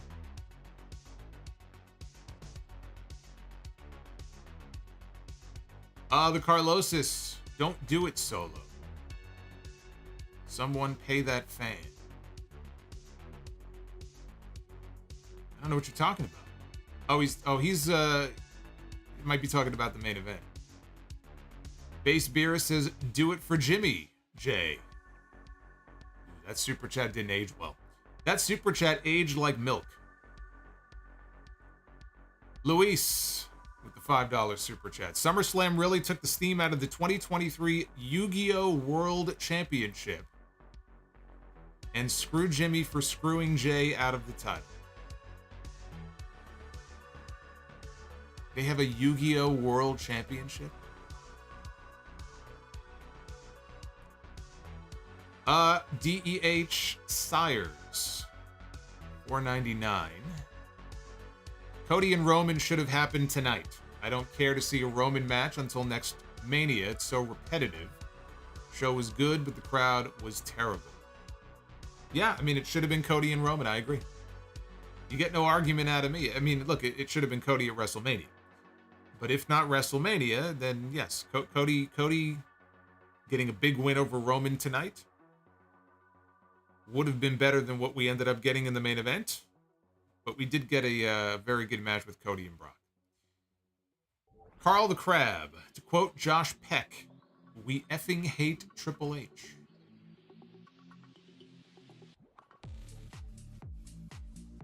So there's a Yu-Gi-Oh! And a Tetris World Championship? Well, they have World Championships for just about everything, I guess, right? I guess. Why not, though? You got multiple World Championships in wrestling in the same company, so I guess it kind of makes sense. Merlot Williams. Hey, Merlot, what's going on? Meh. He says, meh. Night overall. Logan Paul looked good, and it's good to see Iyo Sky with a belt. Now, if we could just get a world title on Shinsuke, we would be set. That ship sailed a long time ago. He's not getting a championship, not a world title. Jacob Harrison, really fun being live at Ford Field for the show. Just disappointed to see another interference win after building up Jay so much. I mean, you had to know. I mean, did you honestly expect that match was going to go off without at least Solo Sikoa getting involved? You had to know. Solo and Jimmy were going to get involved. Jonathan Corky with the $5. I'll give WWE the benefit of the doubt, but explanation needs to make sense. Erasmo Solis with the $20. Hey, Erasmo, thank you, sir. Pretty solid show. Cody and LA Knight did it for me. Thanks for everything you do. Listener since 2010. Oh my.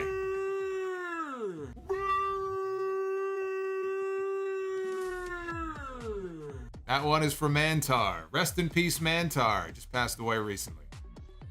Bryant Becerra with the $75 Mantar Super Chat. Boy, if you had that on blast on your speakers at home, you just woke up the whole neighborhood.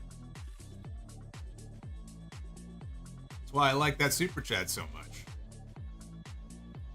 Was that from our New Year's Eve stream a couple of years ago, right? Erasmo, thank you. He says, my wife asked me the other day, and I think that is when I first started listening to the Sound Off. 2010. Okay, so that's 13 years. 13 and a half. It's a long time. That's very cool. 8-9 Tech. Cody's march to the title should begin on Raw. You know, it's a long time between now and WrestleMania. I don't know. I don't know what Cody does. I mean, Cody and Brock is over. There's been a lot of talk about Randy Orton, but it doesn't sound like Randy Orton's on his way back anytime soon. You know, I mean, Gunther is really the top heel outside of the Judgment Day. on Mondays, and Cody's already worked with all the Judgment Day guys. Him going after Rollins for the big gold belt, I mean, it's just, he's made it very clear in every interview that he's done that that's not the story. The story is the WWE Championship. So for him to voluntarily want to go after Seth and his title, I mean, you could do it. I mean, maybe he could just say, look, I want to win this one and I want to win the other one. And you do Cody and Seth, and he's not going to win, right? You're going to have Cody beat Seth again. I don't know. I'm very curious what they do with Cody starting on Monday. But yes, I mean, even if he doesn't address it, informally, his march now to the title next year has begun. Just by virtue of what they did with him tonight. Again, everything they did with Brock tonight was to set him up for what's coming up at WrestleMania next year. Whether he acknowledges that on television and kind of, makes his mission statement known, I don't know. It might be a little early for him to start cutting promos on that. But yes, tonight was the first step in that process. Dallas with the $5. Finn Bálor has taken Moxley's spot as Rollins' personal jobber. Finn won once in 2016, and since then, Rollins always beats him. Charlotte looked bad tonight. Dakota Scorpio, or Dr. Scorpio. Now I'm fusing different names together. Dr. Scorpio, Jimmy betraying Jay made logical sense because on that episode of Squid Games, Jimmy and Jay were the last two in the game. Find out who walks away will be... Oh my. Speaking of Squid Game. There's a Squid Game in there somewhere. Yeah, man, now you got me thinking about Squid Game, and I'm wondering how long it's going to be now before we get season 2 with this writer's strike and everything. Fuck. Although I don't even know if they started filming season 2 yet, but I know they're working on season 2. Carl the Crab with the $10 super chat. WWE has a severe problem of not letting champions lose when they should. Roman Reigns should have lost to Cody. Seth Rollins should have lost to Finn Bálor. Gunther should be after the world title, not the IC, and Theory is a boring United States champ. Well, Gunther should be going after the world title, and he will at WrestleMania next year. Patience. They've done right by Gunther so far. Seth Rollins and Gunther is going to be the match, I believe, for the World Heavyweight title at WrestleMania 40. So I'm not worried about him. Theory, I think that U.S. title is going to somebody else, possibly as soon as this Friday. If it doesn't go to Escobar, it should go to LA Knight. So again, I think that's going to happen soon. Roman, though, he's not dropping the belt for a while. It's just not going to happen. Seth, I don't see Seth dropping it either. I think those are going to be two long-term reigns there. I mean, Roman's already had one, but it's going to be a longer-term reign. The Big Dreadhead 75 says people are heated. Main eventers did their job. I don't know. People being heated does not necessarily equate to a good show. Titus. Jimmy turned on Jay. I called it. I asked you last night. Yep, you sure did. I'm sure you're the only one. I'm just kidding. Titus, I think you did. Was it last night or was it on Wednesday? I think Titus did call it. But you were not the only one. Rizzo. Did anyone else notice Corey said the same line that Punk used to The Rock? Which line was that? It wasn't about the arms being too short to box with God, was it? Good show, but annoyed at Jimmy turning on Jay.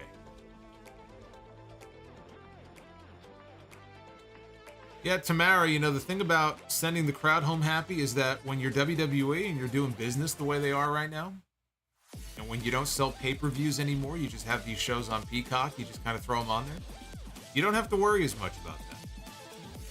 You can pretty much get away with whatever you want, do whatever you want, and it doesn't matter whether you send the people home happy or not.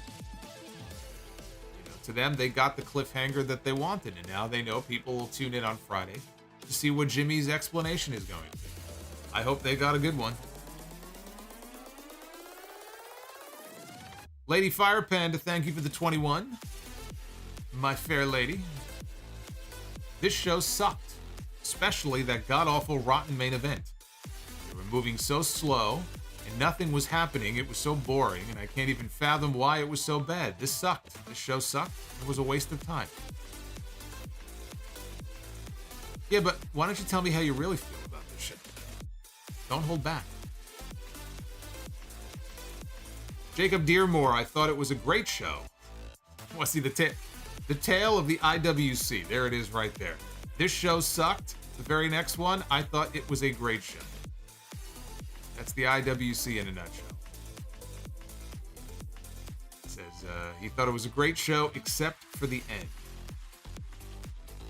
Paul Hamilton with that $100 bomb. Boy, that came at the beginning of the stream. Paul, thank you. Says, with Iyo as champion, it's Poppy time. I thought they said poopy. It's Poppy time again. Portland pop star. Hey, Paul, thank you.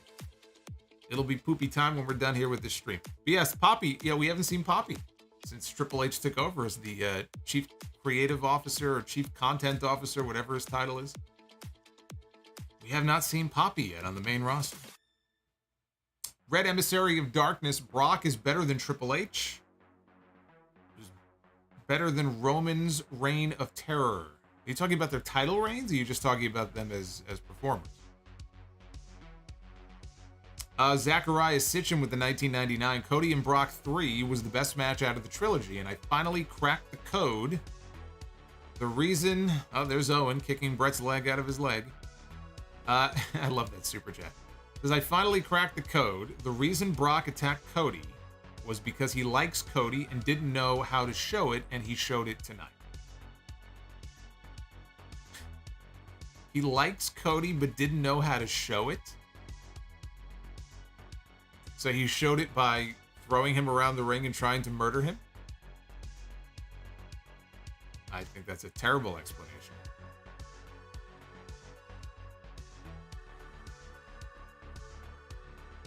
0 Point. With the $25 Brie mode, the end of that women's title match had me thoroughly worked. Bamboozled, hoodwinked, led astray, and run amok.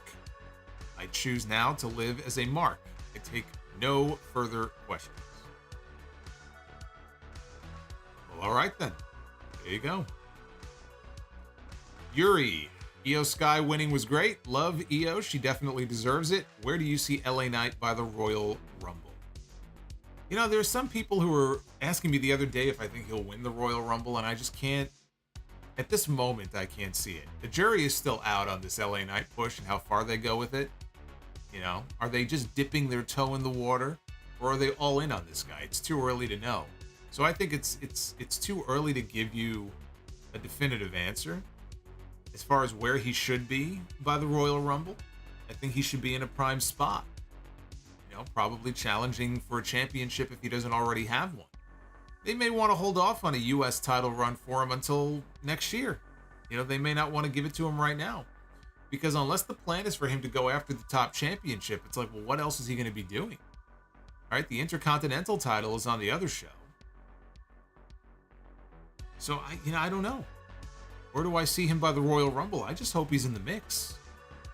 Right now, that's the only thing I hope for, is that he's on television and he's in the mix. But I can't give you an answer on whether or not he's going to win the Rumble because I don't know how serious they're going to end up being about this push. If you ask me now, who do I think is going to win the Royal Rumble? I think it's Cody or Gunther. I don't think it's going to be LA Knight. But that could change. Jonathan Corky. WWE should maybe not have 1 hour pre-shows at 7 o'clock. Just start the show at 7 p.m.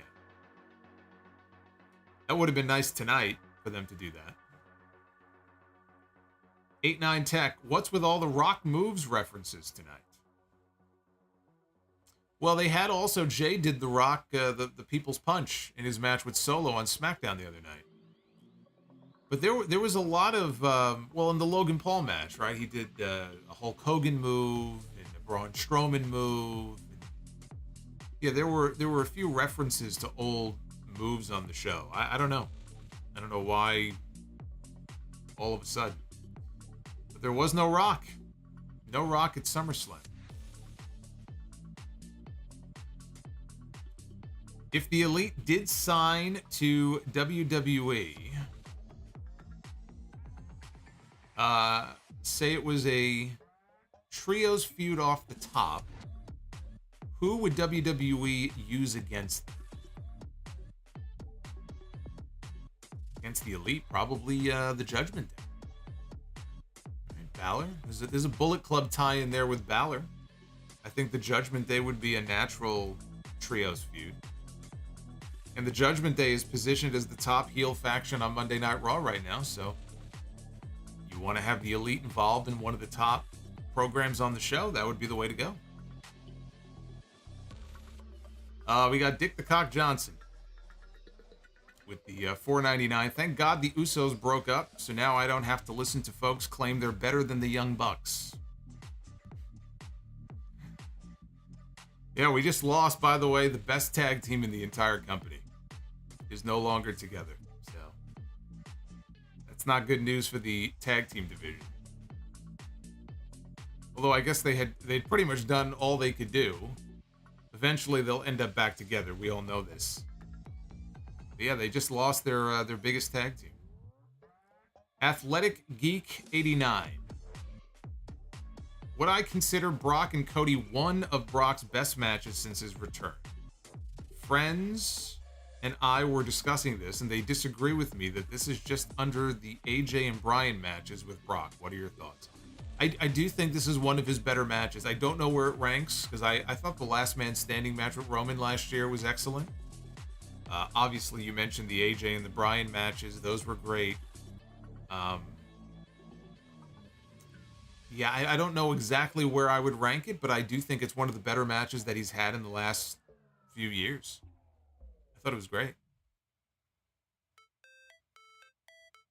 Yuri says, ideal Damian Priest cash in and booking after.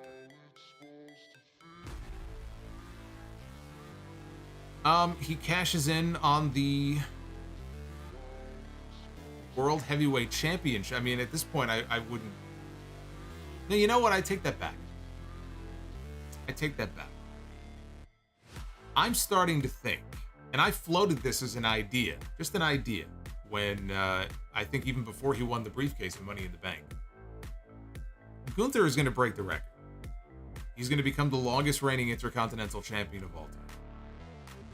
And he has done a lot to restore a lot of value to that championship.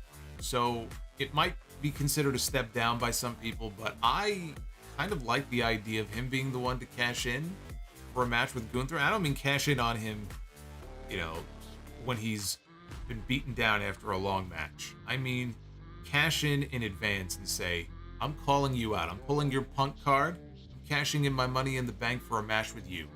I'm going to be the one to take the Intercontinental title away from you. And you have Damian Priest be the one to take the championship from Gunther. After Gunther has already broken the record. Gonna have to lose at some point. Maybe Priest uses his cash in to take the Intercontinental title. How's that for an idea? Because even though Priest is a heel right now, they've toyed with the idea of him going babyface. I still think that's on the table. I think a babyface turn, possibly with a split from the Judgment Day, you can't rule it out. It's still a possibility. So if the timing lines up, and let's say he gets maybe he's the one who gets booted from the group, or maybe he can't take Finn Bálor anymore. They have a falling out. He leaves the Judgment Day, goes off on his own, ends up getting a babyface run out of it, and calls out Gunther again and says, I'm going to cash in on you. That's what a babyface would do. He would call his shot in advance. I kind of like that idea. And you don't have to worry about doing it for a while because, Gunther's still a month away from breaking the record. And then once he breaks the record, you can wait another month, 2 months. Because he's not getting into the world title picture until early next year. So who knows how this Judgment Day story is going to play out over the next 3 or 4 months. A lot can happen. 0 Point says, I figured out the reason Jimmy attacked Jay. It's the same reason for Brock attacking Cody. It's so simple. How could I not have seen it before? I don't know, but I see what you did there. I see what you did where you pulled a WWE and you did not explain the reason. I see. You think you're very slick. I see what you're doing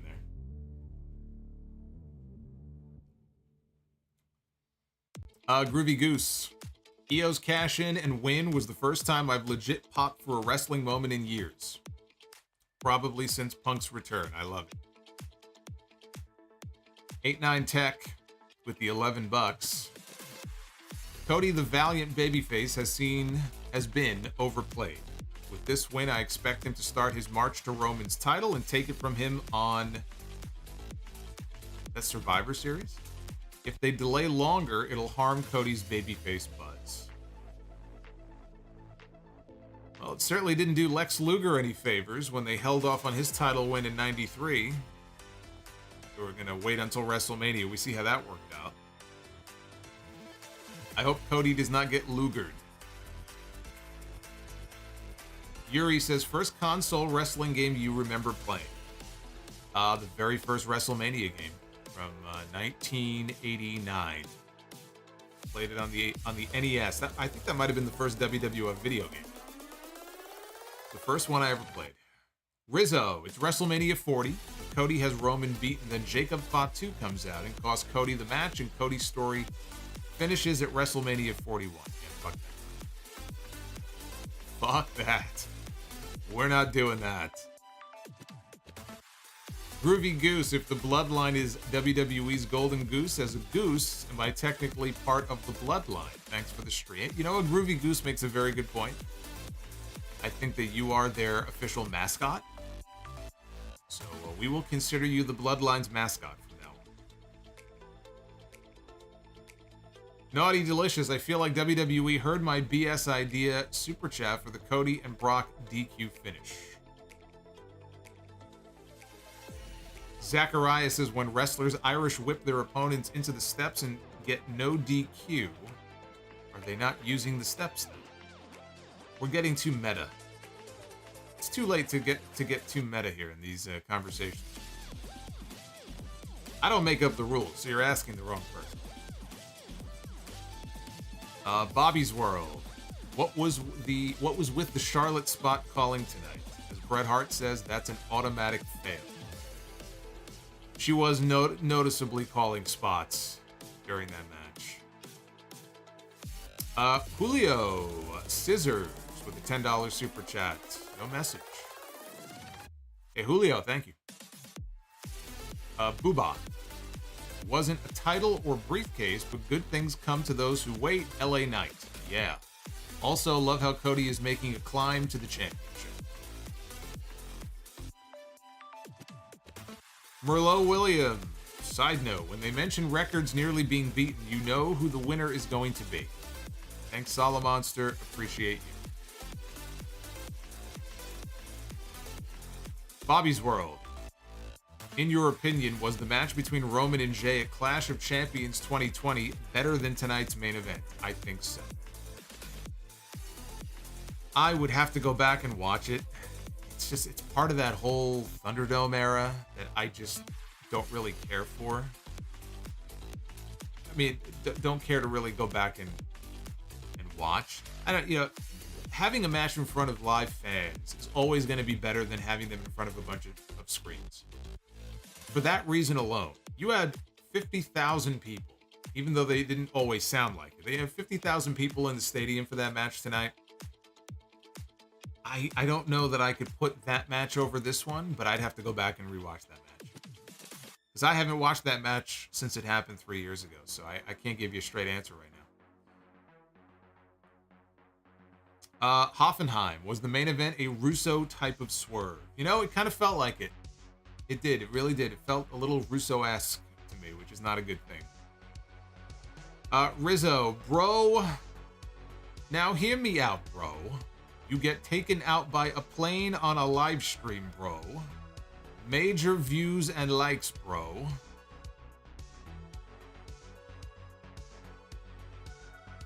Base Beer says Gunther should defend every week until the record. No, I don't support that. Because then it's like, come on. Now he's defending against, who's he defending against? You know, have him put him in there against Tozawa? I mean, who's he going to defend against? Justin Santiago.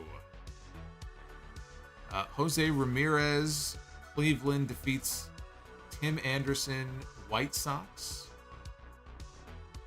What? I think you need to hit Control-Alt-Delete, Justin. Something's wrong.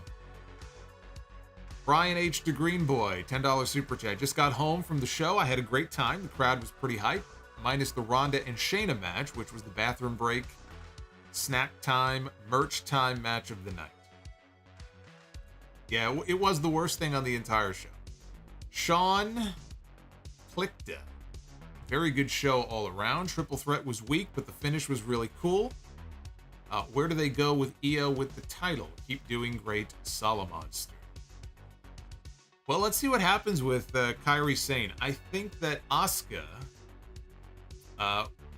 we still haven't gotten that big singles match with Asuka and Iyo. So even though Asuka was the one who took the pin in the match tonight, I would like to see Asuka and Iyo one-on-one. That, to me, is the most pressing thing. Hopefully we get that at Payback.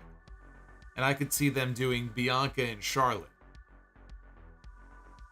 So that's what I want to see. I want to see Asuka and Iyo one-on-one. Brian says, I'm so happy that Cody beat Brock clean and decisively, and Brock endorsed him afterwards. That was my favorite moment of the night. Mine too. Mine too. I think with the Money in the Bank cash in right behind that one. We got Scody Clash. I noticed during the Jay and Roman match, Corey said Jay's arms are too short to box with God. Same line that CM Punk said to The Rock. Another tease. Okay, so that was the line. I did not hear him say that. But, I wasn't sure if somebody else mentioned it. I wasn't sure if that was the line that he used. Anis says, brought to you by C4 Energy. Yeah, there you go. Hey, C4, call me. I don't drink any energy drinks right now, but I'm willing to try. I should probably be drinking one in all honesty because it's 2:30 in the morning. Booba, thank you, Solomonster, for all that you do. Thank you, Booba. Justin G, on the note of podcast, you're still not on Deezer. I should be. I should be on all of them. So I don't know why I'm not on there. That's their loss. John Garcia, my buddy Vincent A is tuning in for the first time after referring him for months. Can you tell him that he is barely better than Brie Mode's theme? Well, that's certainly not a way to retain any new viewers if I'm just insulting them on their first night in. But because you asked me kindly, hey, Vincent A, you are barely better than Brie Mode. It's kind of insulting. I'm not going to say. You might want to find some new friends. Get your friends throwing you under the bus like this. Hey, Warhawk Rambo. Still one of my favorite names. Thank you for the $2. Brian Pacera with that $75 Mantar super chat. The first 3 matches of SummerSlam were fine. It went downhill after that. Excited to have won and add Undisputed title to the collection for the 6th win in these contests. Well, you must have bought, I don't know how many entries you must have bought. You are a lucky man, I'll say that. So congrats on the win, Bryant. Thunder Force, was the last great SummerSlam in 2013? No, I mean, I remember last year's SummerSlam. Was it last year's? I'm trying to think if it was the whole show or if the main event was the main thing that I took away from that show and enjoy. I remember last year being a pretty good show. I wouldn't say 20. I don't know. I mean, I was at the one in 2016 that had the John Cena AJ Styles match, and that was, no pun intended, that was phenomenal. But I couldn't tell you too much more about that show, although that might have been. Oh no, you know what? That was Lesnar and Orton. Yeah, no, I was gonna say with that Fatal 4-Way, but I think that was in 2017. With Brock and Strowman and Joe. I think that was 2017. Well, 2016 also, I guess that would have been Rollins and Bálor, right? Yeah, I don't know that I would say 2013 was the last great one. I don't know that that's fair. Warhog Rambo says, where is my darkest hour? A Hearts of Iron Game World Championship. I'm sure it must exist. Apparently everything has a world championship. I might have to start the Sound Off World Championship. I actually have a Sound Off World Championship, but I'm not defending it. It belongs to me. Wally Walls. Sorry, but Samantha Irvin wearing Logan's colors made Ricochet look stupid. Then he loses and she announces Logan's name. I get it. Optimus Prime versus Bumblebee, but still stupid. Merlot Williams, to respond sadly, sure is a shame they didn't strike with Nakamura when the iron was hot in 2018. Headed to bed, good night, and yeah. Thank you, Merlot. Yeah, I mean, Nakamura in NXT and Nakamura on the main roster, it's like two different people.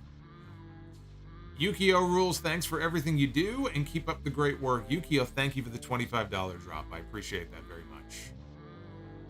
Rizzo, I don't know if you watched Cody's interview with Chris Van Vliet, but Cody hinted that Seth changed the finish of their Hell in a Cell match. If true, class act by Seth. I did not see that. I am, by the way, going to be talking about the Cody documentary. I have a review of the Peacock documentary, Becoming Cody Rhodes. That'll be on the podcast tomorrow as well. Or I guess I should say later today. God of Seduction, what night was your favorite SmackDown? What night was your favorite for SmackDown airing? I miss SmackDown on Thursdays. You know, SmackDown when it first debuted was on Thursday nights. I miss SmackDown on Thursdays. Dr. Scorpio, I forgot about the damn strike. Give me Squid Games. There's a lot of shows, unfortunately. Stranger Things season 5. I don't even think they had The Last of Us season 2 fully planned out before the strike started. So yeah, a lot of these shows are going to be delayed probably into 2026 at this point. 8-9 Tech, the one match that defines each WWE era. Oh my god, it's too late for this. The Golden Era? I mean, the Golden Era is defined by Hogan and Andre. The New Generation Era, I think most people would say probably the Iron Man match from WrestleMania 12. Attitude Era, what match defines the Attitude Era? Probably Hell in a Cell, Mankind and The Undertaker. Ruthless Aggression. I don't know. I'd have to think about that one. Ruthless Aggression is a little bit harder. There were a lot of great wrestling matches during the Ruthless Aggression era, but as far as the one that defines it, I mean, maybe Eddie beating Brock in No Way Out, possibly? I don't know. Fallout. If Cody goes back to AEW, will he be a bigger star? Yes. If he ever goes back to AEW, it'll be as a former WWE champion who headlined probably back-to-back WrestleManias, so yes. Yuri, gotta get to sleep. I'll drop out off of this. How long do you see the World Heavyweight title lasting in this incarnation? I think they'll keep it around for a few years. I don't think it's going to go anywhere. I think they want to establish it. They're going to give it time. They're going to give it a chance. So I don't see it going anywhere probably for several years. 8-9 Tech, if Orton is the Joker, who is his Batman? Orton is the Joker. Who is his Batman?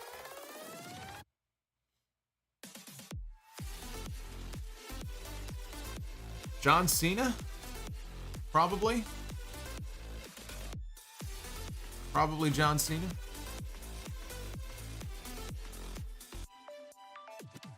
I mean, I think it would have to be Cena or Triple H. Red Emissary of Darkness, Iyo deserves Poppy. Roman deserves... Yeah, okay. So nice, he had to say it twice. He said it 3 times. Roman deserves Poopy. And yes, I was ranking their reigns of terror. Yeah, I don't think any were worse than Triple H. Base Beerus says, what the heck now for Brock? Did he turn face? I think Brock is probably going to disappear for a while. And then whatever role they need him to be in when he comes back, it could be heel or it could be face when they need him. He can pretty much play whatever. Trail Mexican says, why Jimmy why? Here's why. He did it for the tribal chief. He did it for the bloodline. I'll see myself out. Thanks for the review, Solomonster.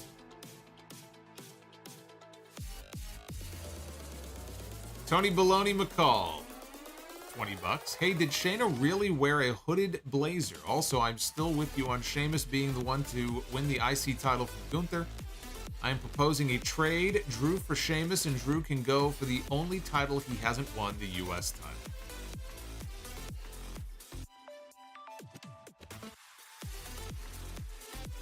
Yeah, you know, it should have been Sheamus at WrestleMania, but who made the comment before about them wasting moments and keeping titles on people? And I mean, there were some moments, Sammy at Elimination Chamber, like, I get it. I understand them not wanting to take the belt off Roman a month before WrestleMania. There are some moments that, you know, time-wise, it doesn't make sense. But I feel like there have been a lot of moments like that they have let pass them by. And you may not be able to get those moments back. That's the problem.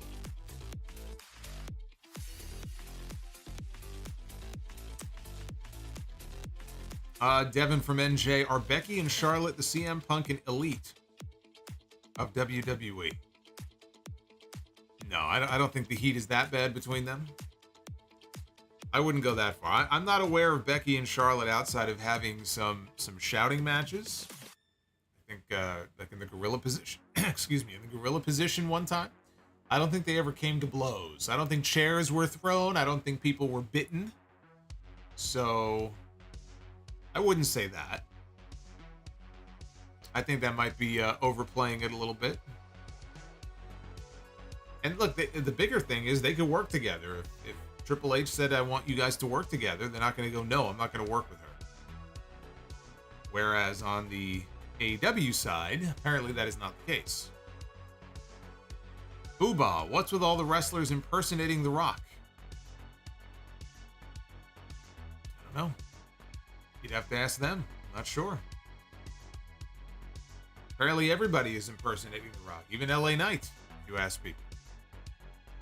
I guess that's what happens when you're the most popular star in the world, right? People want to impersonate you. James Gentry, could tonight be the retirement of Brock, or will we get at least one more before WrestleMania in Minneapolis? No, it was not Brock's retirement. I don't believe that. Boney, does AEW do Iron Man matches better than WWE? They have had, how many have they had? They had the one with MJF and Danielson. They had the Danielson and Hangman one. Well, they had a 30-minute one, right? Was it a 30-minute one with Pac and Omega on Dynamite in the early days? I mean, WWE has had some really good ones too. I don't want to say that they do them better, because I think WWE, they've done more of them, and there have been enough good ones that I can't say that. I can't say that. I will tell you though that Lucha Underground is still the promotion out of all the ones that I've watched that did some version of a casket match. They're the ones with their grave consequences that got it right the most. And also their Aztec Warfare, I thought was actually an improvement on how WWE does the Royal Rumble. So it's too bad, Lucha Underground didn't take off in a bigger way, because I actually think they took some existing concepts and they did it better than the original concept. John Garcia, thank you for inducting Vince in. He's hooked now. Now just let him know that Brett is always better than Punk. I think Punk would tell you that Brett is always better than Punk. I don't think that's such a terrible statement. Brett is better than Punk. 89 Tech, buy or sell Cena promo versus Roman or versus Theory? I think the one against Theory was more damaging. So I would buy on the Roman one, and I would sell on the Theory one. Red Emissary of Darkness, the triple poopy was an accident. YouTube error. I was wondering if maybe your key got stuck. There's CM Punk. There he is. You go, girlfriend. Rizzo, who is Lufisto and why is she on my timeline on X? You want to know who Lufisto is? You can listen to the podcast later today. I'm going to have a whole segment on that. I don't think I'm sleeping, by the way. I don't think I'm getting much rest today. All the topics I have to cover on the podcast tomorrow, including SummerSlam. Oh my God. And 8-9 Tech. Maybe The Rock moves. Maybe The Rock moves ref is a dig against Nash. Oh, The Rock moves reference is a dig against Nash. No, I didn't take it that way. I didn't take it that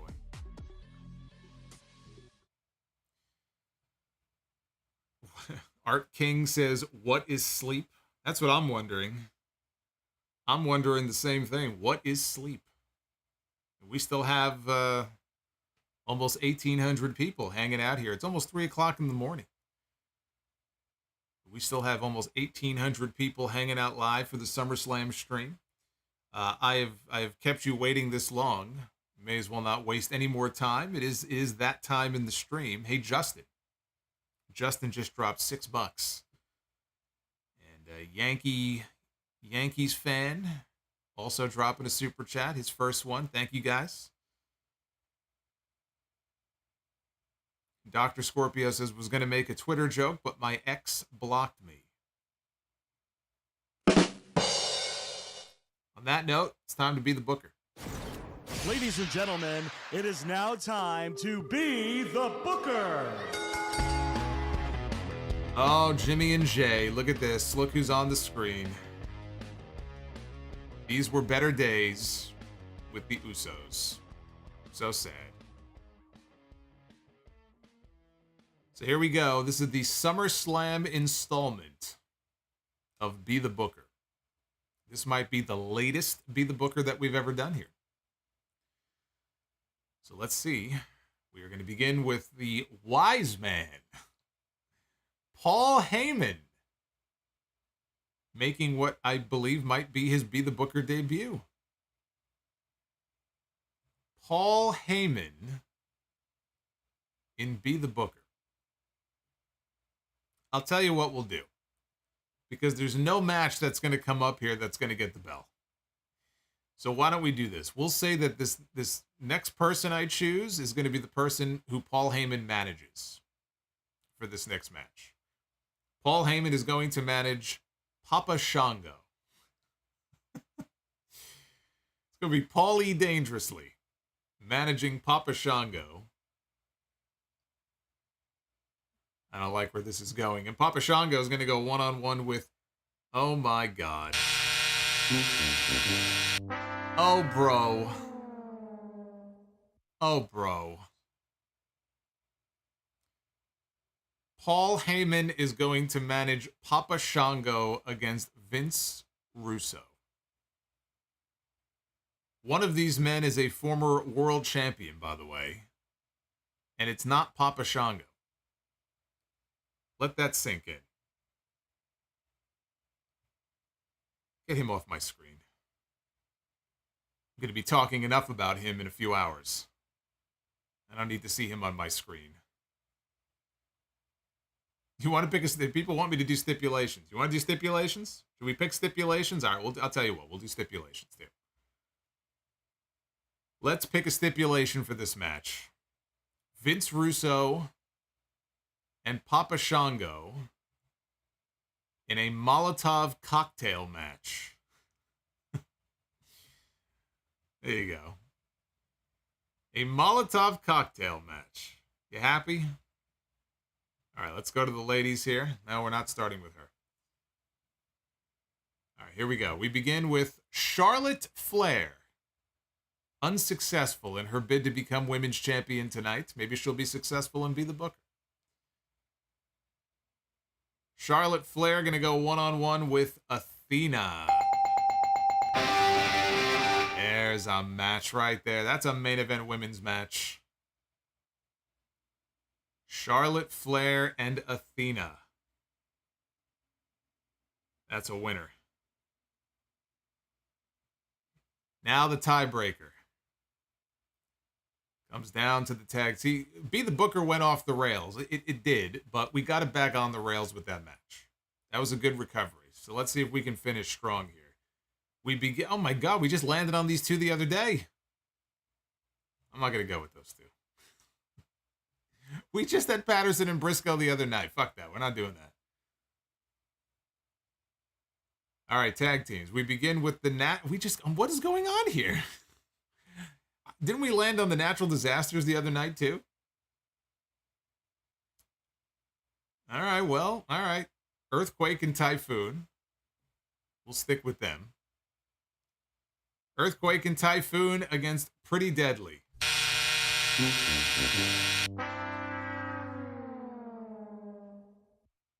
And with that, Be the Booker SummerSlam edition is a fail. I did not mean, I did not mean to hit that, but that kind of works actually in that spot. That's actually the perfect way to end that Be the Booker segment. That whole segment was a rim shot.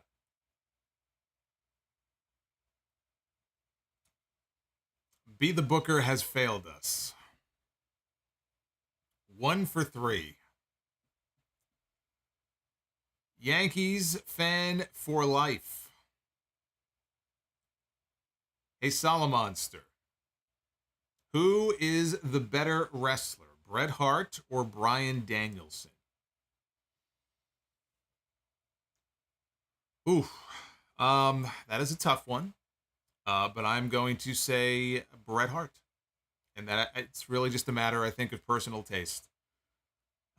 You can't go wrong with either one of those guys. I would think that Danielson is going to be one of those guys Bret would have loved to have worked with, and vice versa.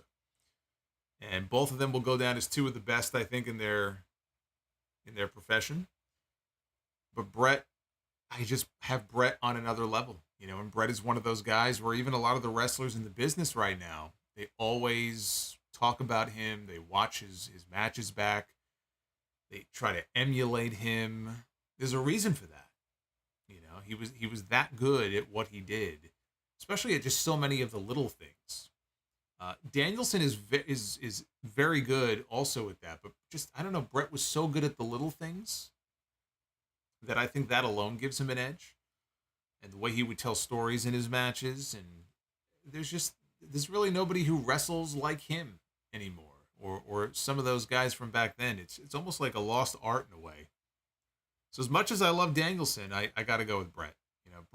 Bret sort of laid the foundation for people like Danielson to come along and do what they do and make a name for themselves in the wrestling business. And one day, I'm sure Bryan Danielson, people look back on him the same way, as far as his generation is concerned. That's right. Bret walked so Bryan Danielson can run. It's a good way of putting it. All right, well, this has been a fabulous stream. Thank you for the turnout. Thank you for hanging out with me late. I did not know that we were going to be going until 3 o'clock in the morning. But here we are. Alas, it is 3 a.m. Do me a favor on your way out. Hit the like button if you have not already done so. I want to get this to 1,000 likes and beyond by tomorrow. I know you guys can help me do that. And later today, probably in about 12 hours or so, later in the afternoon, episode 820 of the Solomonster Sounds Off will be going up for all of you on all the usual podcast platforms. So Apple Podcasts, Spotify, all the usual places.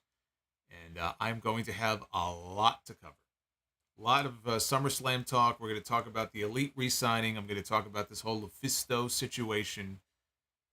Cody Rhodes documentary review, Dark Side of the Ring recap, and the announcer shakeup in WWE, All In, the All In card. I haven't even watched Collision. I haven't even watched Collision tonight. And apparently there were a couple of pretty big matches announced for All In at Wembley. So I have to try to speed through that in the morning before I record. Oh my God. All right, let me get out of here. Be well. Stay safe. Thank you for all the Super Chat love. I'm going to try to get some sleep. And we'll come back with episode 820. And, of course, live back on YouTube Monday night for the Monday Night Raw stream. And Amiibo Juice, channel member for 21 months. I salute you. Thank you, Amiibo. Take care, guys. Have a good night.